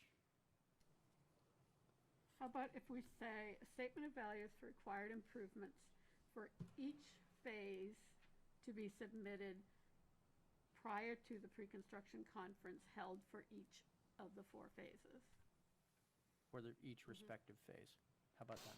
I like respective. respective. Gotta love respect. Are we clear on the phase versus sub-phase? Because we got phase 1 and phase 2, but then we're talking about phases of phase 1 and phase 2, right? Is that confusing? Are you referring to the community center not being part of the phase? No, phase 2 being the, Well, we being got the OceanView entire phase project. 1. Oh, and we I got- see, yeah. I take think out- maybe we just say project instead of phase 2 Yes, or something. you don't have the phase 2 in there.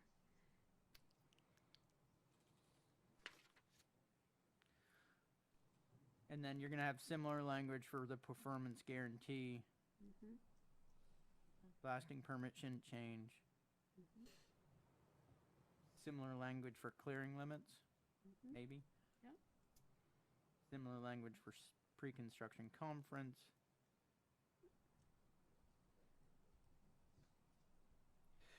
You know, do we need to- Josh, they are on, should we be mentioning at each phase or? That's what I meant by Yeah. the Okay, all right. similar language, Okay. that language Carla came up with Yeah, for the okay, good. phase specific. The approved plan should be recorded. Do we need to talk to Rick's phase, with identified phases to be agreed upon by the applicant and or are we good with this? I think the ordinance says the approved plan shall be recorded, so I think that's the way the condition should read. All right, so we've got the phasing one. I think we need to add one, that speaks to, not trails, Walkway? the, however we want to phrase, the thing that was subject to the waiver. The path? The path Path. moving from Little Acres Drive to the community center shall be maintained consistently with, maintained and signed, consistent with the other sidewalks Standards. in the project. Is that, Are you talking about the pathway? The path that's The gonna go community- from Little Acres Drive to the community center. That wouldn't be the same as the other walkways. The other walkways are sidewalk, right? It would be, Correct, that's but what he's we're saying that as a we're doing a condition of approval that it has to be maintained and for the signed maintenance. in a similar manner. So plowed, So they can't not plow that, which Okay. I don't think they had any issues with, Yeah. that they're gonna do it. Okay.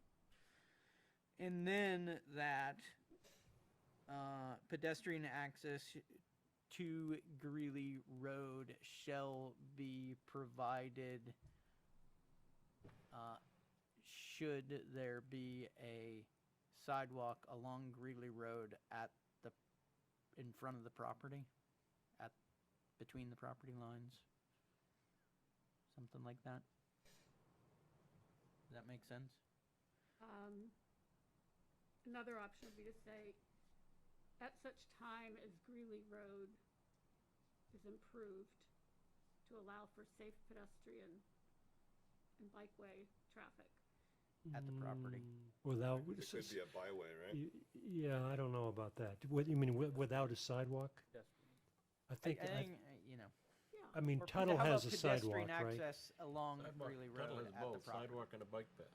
Well, Blanchard is considered a byway, doesn't have a sidewalk. Yeah, but what I'm saying is so what is a byway if isn't that kind of a general, what would it?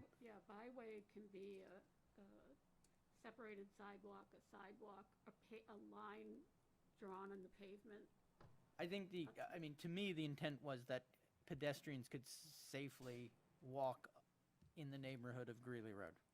Yeah. So why don't we just say safe pedestrian access along Greely Road at the All property? right, well, it just seems very subjective to me, but Well, it could mean just widening the road to include a wider shoulder that has a designated lane for pedestrians or bikes. is that what we would like?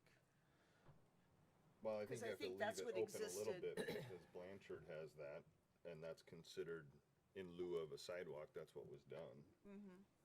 But that's the walkway on Blanchard.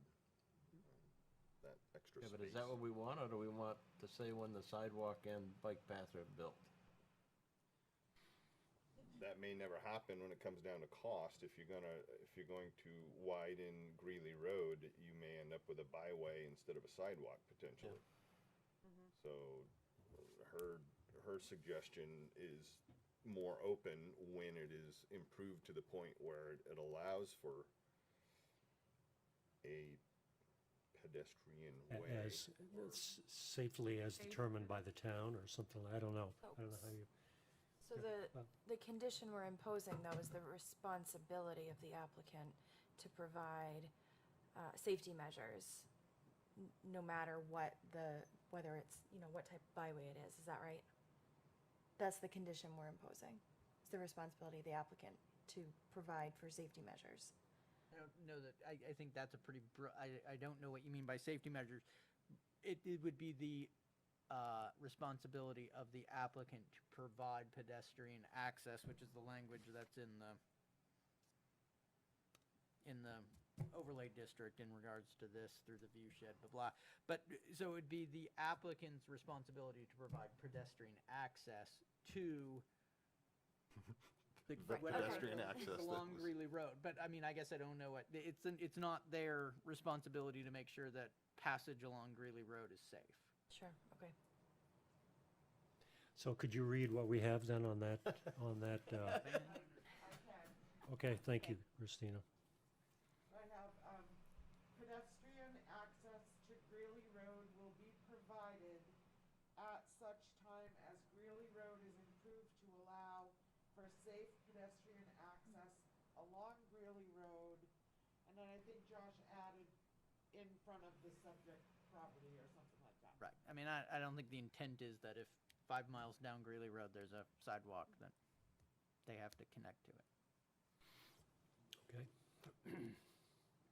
So how many does that give us? 10. round number. Okay, so I make a motion that we approve final major subdivision review for OceanView at Cumberland LLC, Phase 2. Tax map R04 Lot 34A, subject to the standard condition of approval, the limitation of approval, and the 10 conditions of final plan approval. Mr. Chair? I second it. Second? I probably, well, on the, Rick? I'm sorry to Yeah, go ahead. Just as a point of order, just wanted to be clear on two sort of housekeeping items. One is that everyone understands that the site plan is being reviewed under site plan as well, and site plan has a construction start of 1 year. Two years. 2 1-year extensions. Yeah. So, But subdivision is what governs here. right, So I guess the question is the limitation of approval correct? Because in 25020, it defaults to the subdivision, not the site plan. yeah, I proposed a rewording the limitation of approval, which I thought good. we had wanted to Okay. do. Okay, good. And it would read, basically, construction of the improvements covered by any site plan upon which the approval was granted shall be in accordance with section 250-20 of the subdivision ordinance. And then I would strike everything else. Great. Thank you. And then two, Josh, you're good with that? Okay. Absolutely. second Yeah, item is just to be clear, that we did apply for shoreland zone, we're stream protection along, is it acknowledged or understood through the approvals and finding the fact that we did meet the conditions of the shoreland zone application for the stream?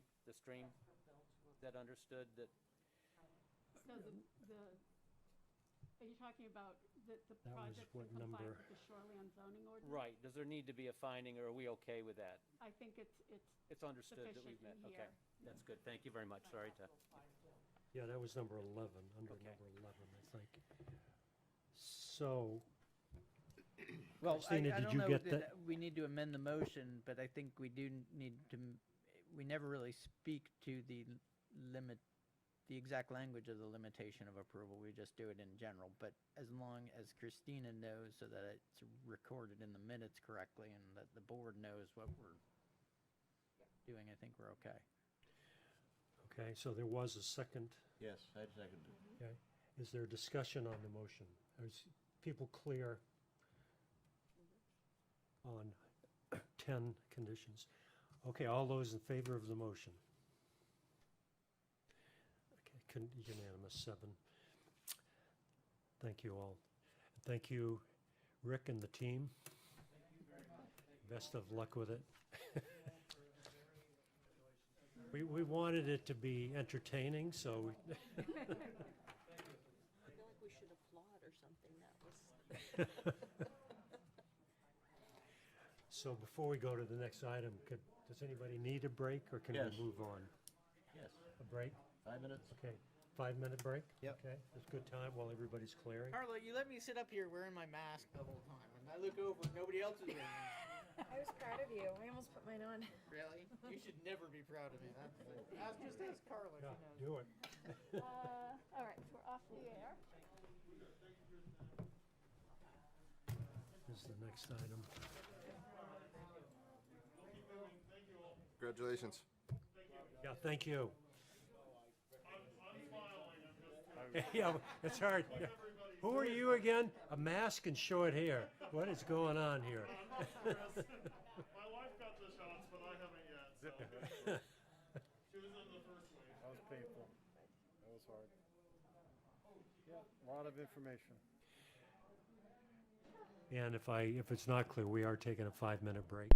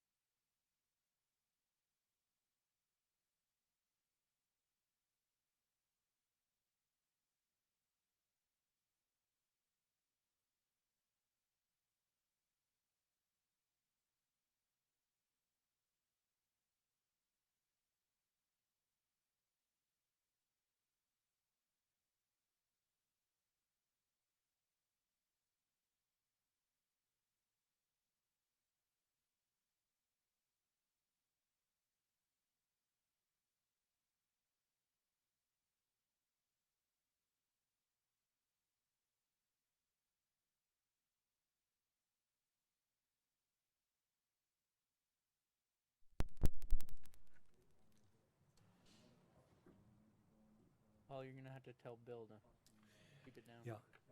So the next public hearing is a recommendation to the town council on a zone change request from Michael Record and Andrew Haggerty to change a 59,600 square foot portion of the lot located at 22 Gray Road, tax assessor map U20, lot 66, from Village Center Commercial to Village Office Commercial 1. And our town manager, Bill Chain, will discuss the item. Thank you, Bill. Thank you, Mr. Chairman. I'll just go through just a couple of diagrams so folks at home kind of get an idea of where we're at. This, where the big red arrow is riding right along Route 100. This big red box here at the bottom, this is terrible to have a red arrow when you have so much red, is where the board barn, the former board barn, was located. It has been closed for business for a few months now. And this number, which unfortunately is wrong, this is probably closer to 70,000 square feet, not 60. And I'll show you why in a second. I think I didn't count in the drainage easement when I sent it to you. But again, tonight, this is a recommendation to the town council. The town council heard this request through the landowner, Michael Record, who's working with Andy Haggerty next door on the Emerald Commons project. They're looking to add additional housing on that lot, and obviously they'll need some additional land because they've kind of maxed out the property that's there now. But here's what it looks like in an aerial view. And right here is where Emerald Commons is. They're basically rental units, and the new units would be about 4 rental units. And the interesting thing that Andy's proposing, he heard a lot of folks basically saying they'd like to get away from stairs. They'd like to be on one level, no stairs, and that's what he's proposing on this lot. So thank you for doing that, Andy. I think it's going to be a big help.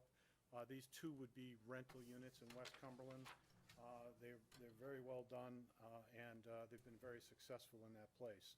What they are proposing to do in order to basically do this, basically adding another building here, would be they'd need additional land. And what Andy and Michael have agreed to is for Andy to purchase about 70,000 square feet. So cross out the 60, that's or close to 60, but this recommendation will be for up to 70,000 square feet of property next door. And what's interesting, because you guys remember, this must have been, I don't know, 4 or 5 months ago, maybe even longer now.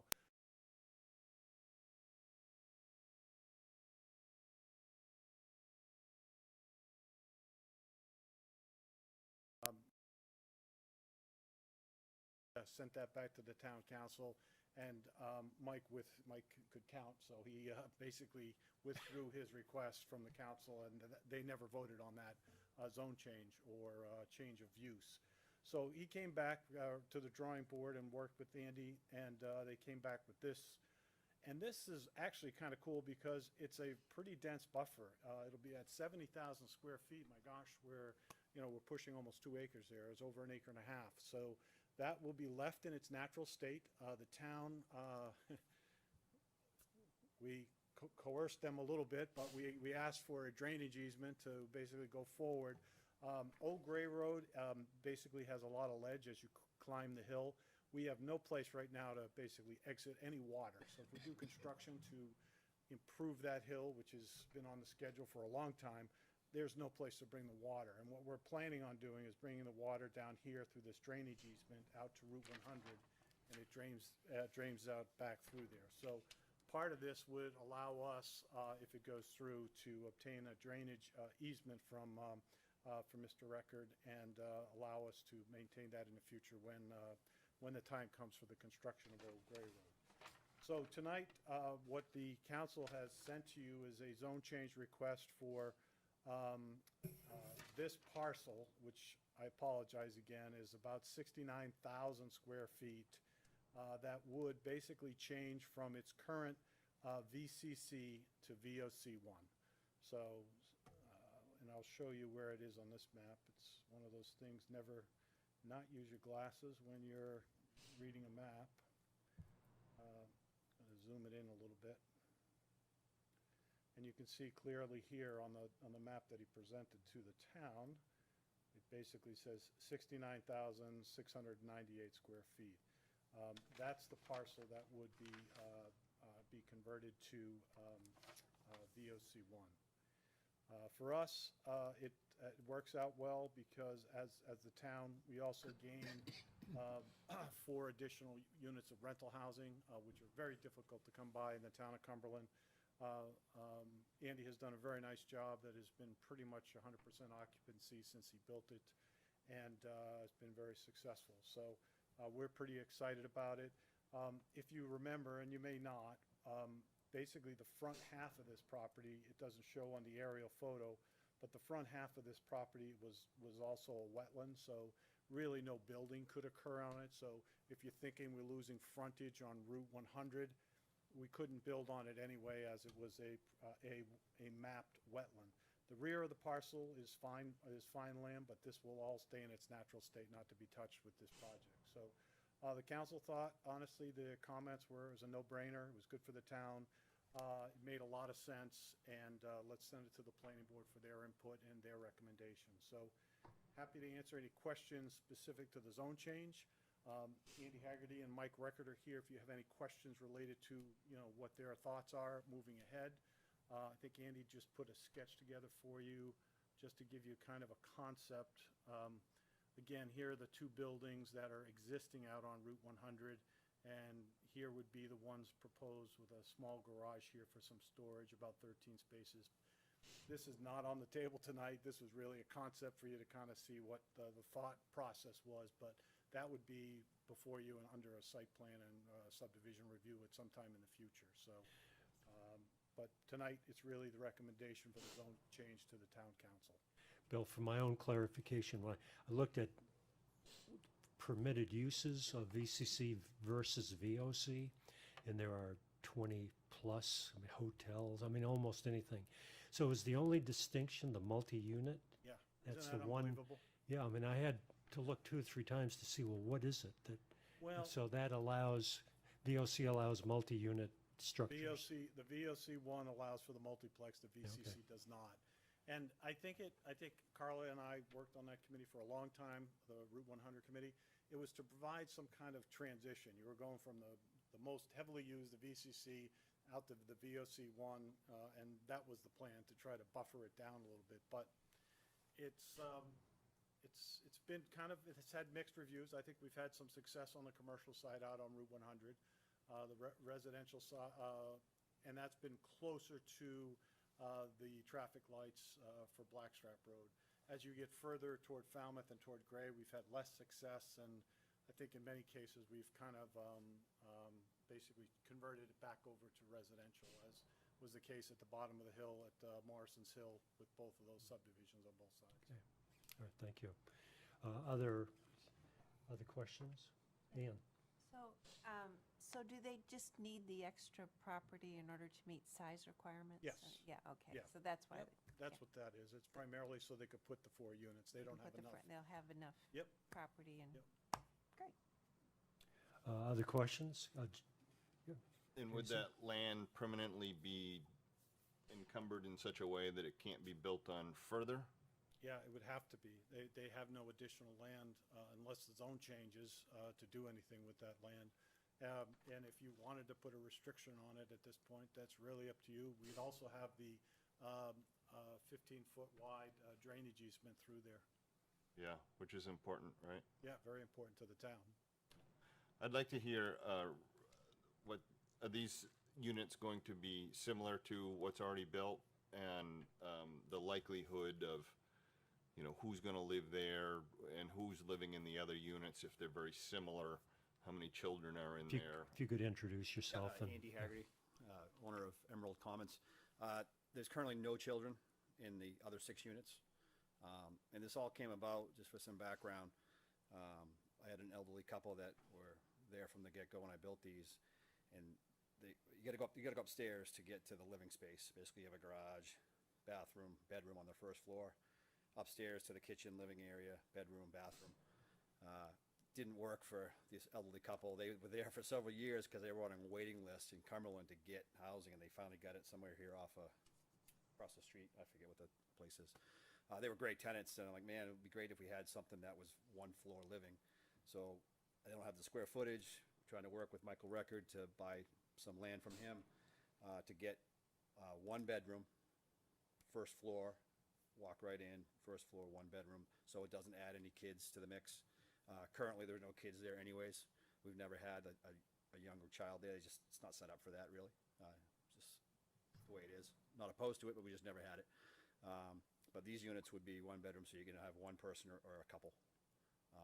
And my initial thought was for 55 plus or whatever, but it's not a thing. We just trying to make it so that elderly couples, elderly people had a place to go. I'm getting up there myself. I might move into one of these down the road. So I'm all about no stairs at some point. So. And square footage of the existing units versus what you're envisioning for the new ones? The existing units are about 1,300 square feet with the garage, and these ones are about 1,000 square feet with the garage. One bedroom, one bath, 1.5 bath? One bath. One bath. Yep. Garage, living space, kitchen, laundry off the bathroom. And what does this mean roughly in revenue to the town? Round numbers?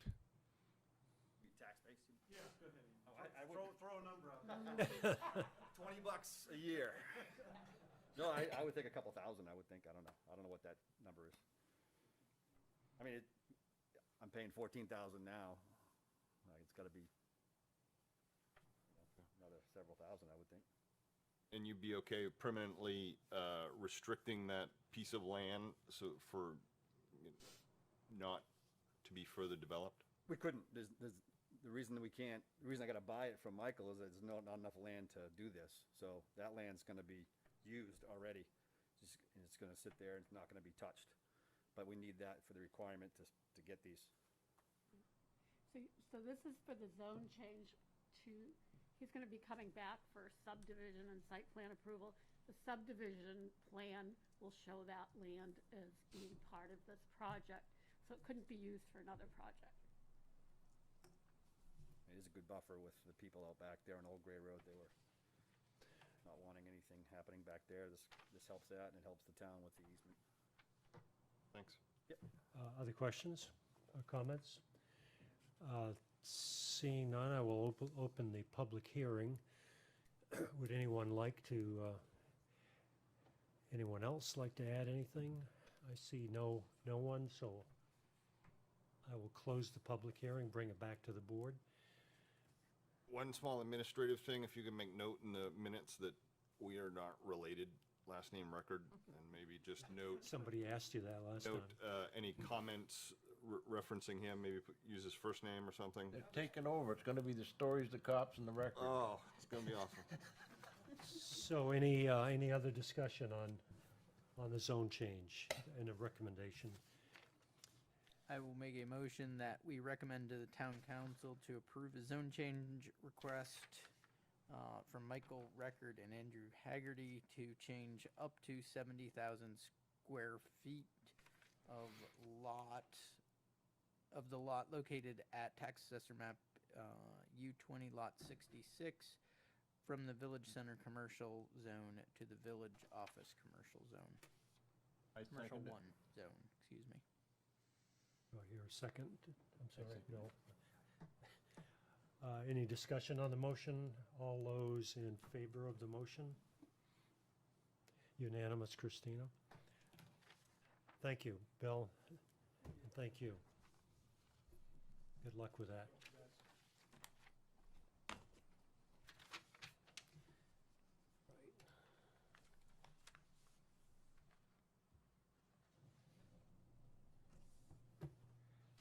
So the next public hearing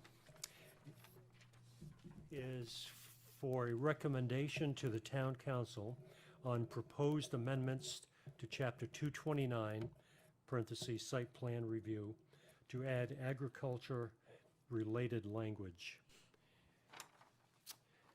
Mr. Shane, are you I think wanna so. discuss this? Carla and I can tag team. I can Okay. I can do the slides if you want to talk, Carla, or Okay. whatever works. Didn't know you had slides. I always have. What? As you may recall, last month, we brought some proposed language changes for your consideration, and the intent is that by modifying these ordinances, we would more easily be able to permit agriculture-related uses. So if a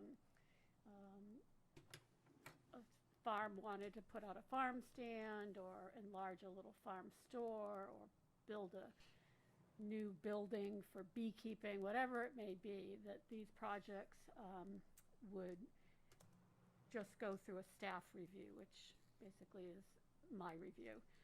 I use the exact same standards that the planning board does. I do a report just like you did for OceanView, but it doesn't need to wait a month to come to planning board.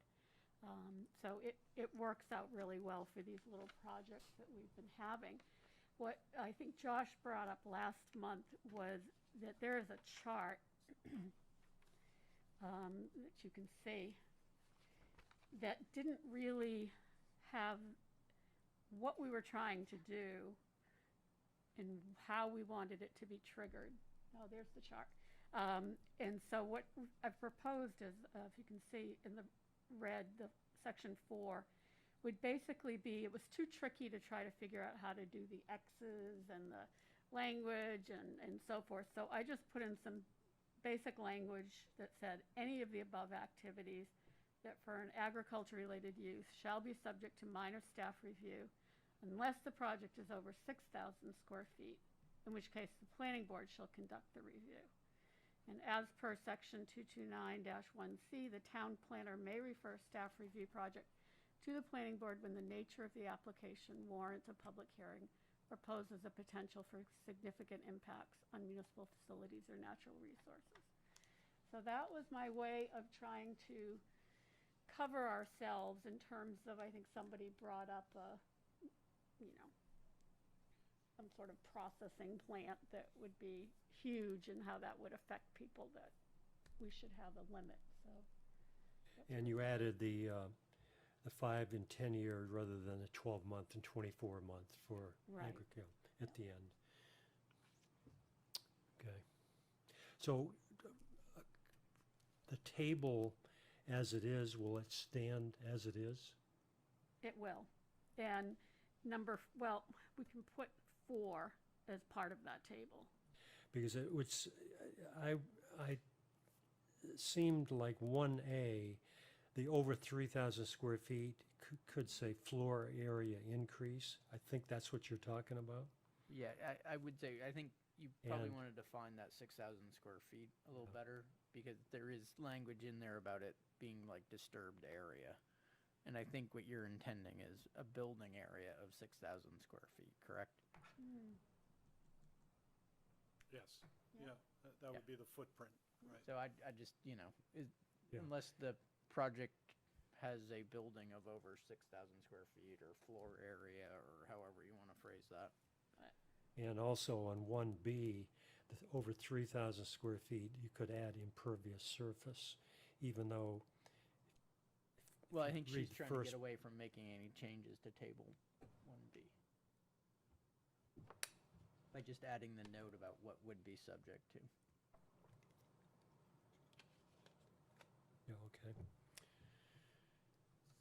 So Bill, any? No, I think Carla explained it well. I think we're really trying to keep it simple. I think the planning board's comments last month were right on target. I think we were trying to expedite something for farmers, and you just never know those unintended consequences, and you guys picked them up pretty quickly. So the council was in no hurry to act on this, so they basically said, let's wait and see what they come up with, and that, I think this is a pretty good solution and a compromise. 6,000 square feet is, footprint of 6,000 square feet is about the size of many of our barns. So 100 by 60 is a pretty good sized building. If you've been out to see the salt shed at the compost area, that's I think that's 110 by 80, so that's a very big building. So just for size of scale, barns are big. Barns are big buildings. We'd like not to have them hire an engineer and go through a whole process for, basically rebuilding or restoring a barn or building a new barn. Yeah. I'd like to encourage it. I think facilitating the agricultural side, and reducing the bureaucracy to some degree is a good idea. Josh? I'm fine with the language. I think it's great. 5 to 10 years. I mean, we're going from 1 to 2, 1 year commencement, 2 year completion. I'm okay certainly with extending completion. Kind of not quite as okay. I mean, I don't mind extending commencement, but if the intent of this is to get something through quickly so the farmers can do it quickly, why are we then saying, well, you can sit on this for 5 years before you start? Fair point. I mean, 5 years seems like a lot can change, and I can go get a project approved and just sit on it and see what happens. Well, there's no incentive to get it approved anymore if you know you can come in and sit down with staff to work through it. So that, I think, goes away more so now than ever if we go through this with the rest of this ordinance. Because there are some timetables, because sometimes it's almost 2 years to get through the grant process with the Department of Agriculture. So that, I think, is where this came from, but I'm, you know, the 5 and 10, I'm not so sure. But so if you want to modify that or make a recommendation to that. I mean, is that what, I mean, I guess, Carla, before I throw other numbers out there, what was the intent? I mean, is that going to be the? The intent was to, these folks aren't usually armed with what OceanView had. They don't have the attorneys and the engineers and so forth. So it takes them a little longer sometimes to get moving along. Financing can sometimes be tricky to obtain, so they might need more time to pull that together. It just seemed like a reasonable thing to give them more time to get going. What if we just, and then the extensions, right now that's going to planning board. What if we just gave you the ability to extend it a heck of a lot more? Love it, love it. I mean, if they're making a good faith effort, they've applied Yeah. for a grant, and the grant, you know, and it's taken the government forever to get the grant out. If they get the grant and they're out there working at it, but it's taken them some time because they don't have unlimited resources. Yeah. I think that meets the intent. What wouldn't meet the intent is getting it approved and sitting on it and seeing what happens. I mean, rather than increasing it from 5 and 10 years, I'd rather give you, and you know, up to 10 one-year extensions that you can make the decision on rather than us. I am not going to be here for 10 1 year. Carla, you say that. Don't say that. And it's not going to name Carla Nixon, by the way. Oh, okay. It will be the planner. That sounds great. That would work. All right, so we're clear. How is it going to read? I mean, we're voting on a recommendation to the council. So, Josh, did you have language, or I'm just going to just what you just said? That's amended. Multiple extensions?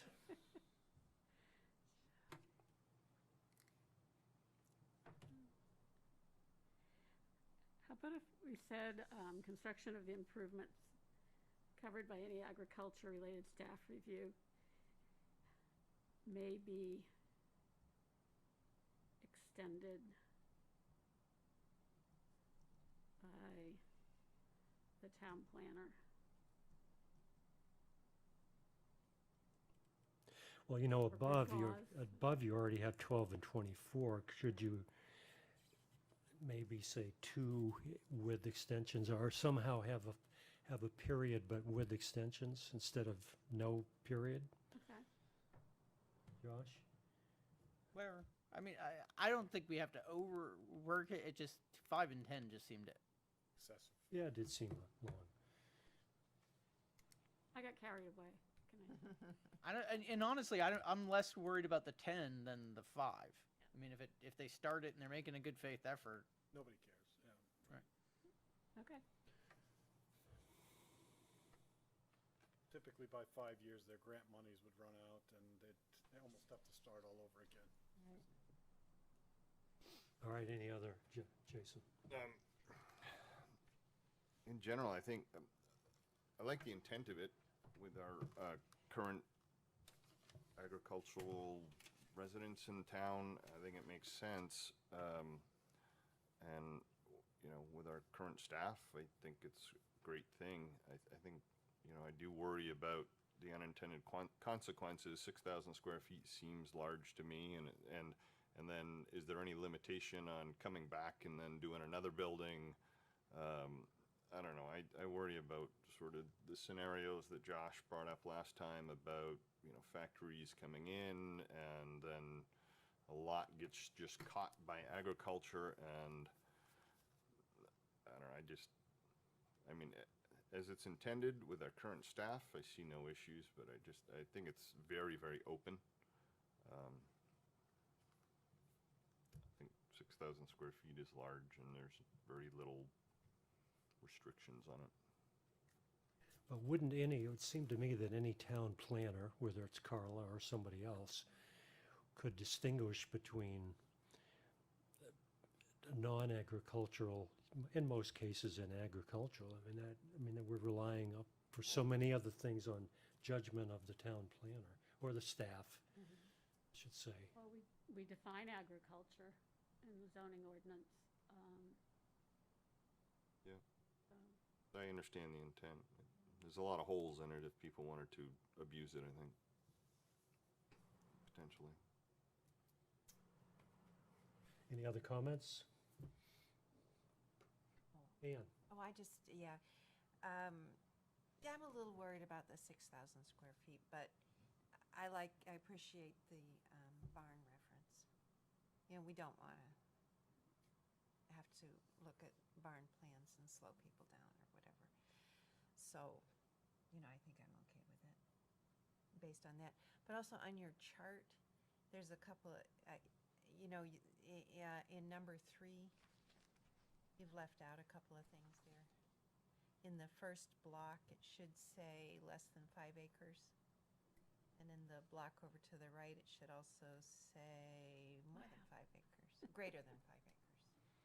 I mean, that's what it says in the currently. We'll clean that back up. I don't know how that got dropped off. A typo. Thank you. Any other comments?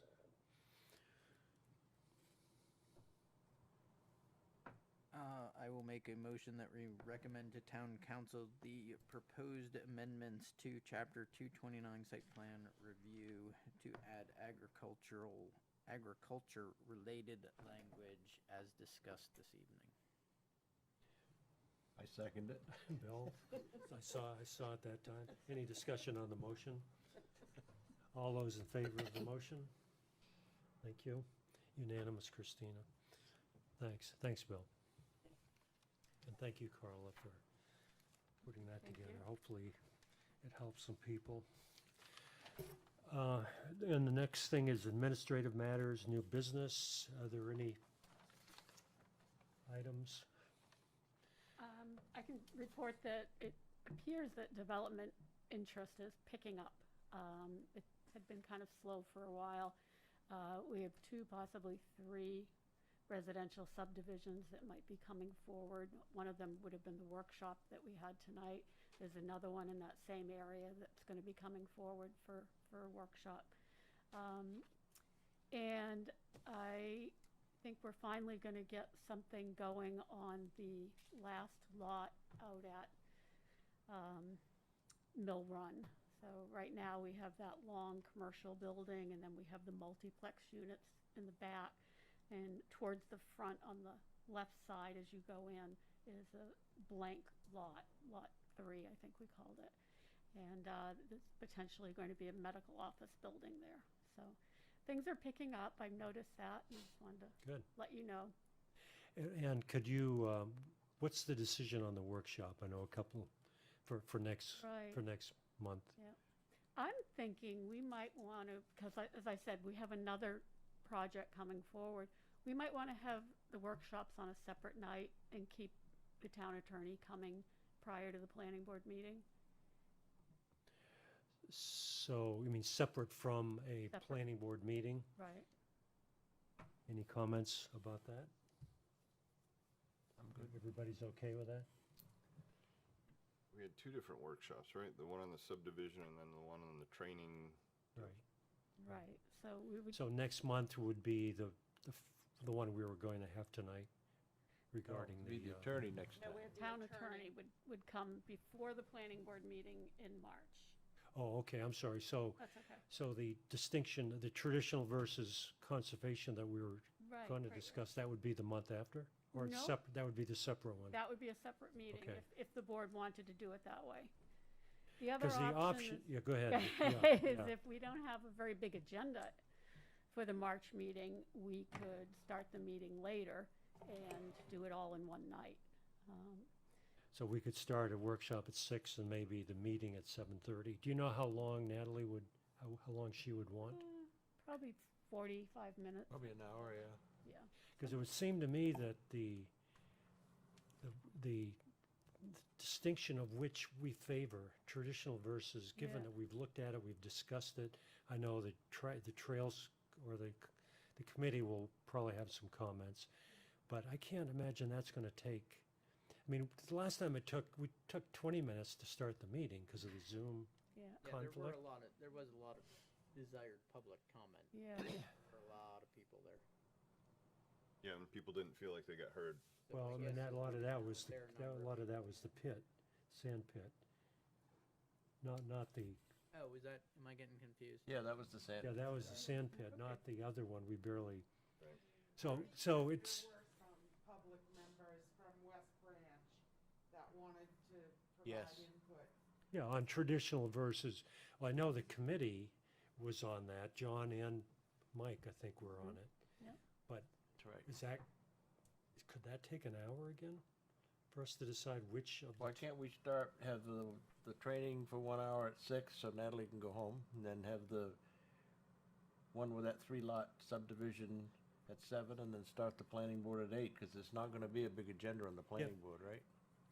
if the agenda is If small, the is short. agenda's short enough. So is that all right with everybody if we started at 6 and maybe just push, okay? Okay, 6 to 7 and 8. And if there's a lot of items, let's do a separate one. okay, Is that good with everybody? Yep, that makes sense. Okay, all right. all right. Thank you, Carla and Christina, very much. Is there a motion? Motion to Make a adjourn? motion, we adjourn. Is there a second? adjourn. All those in favor? Thank you all.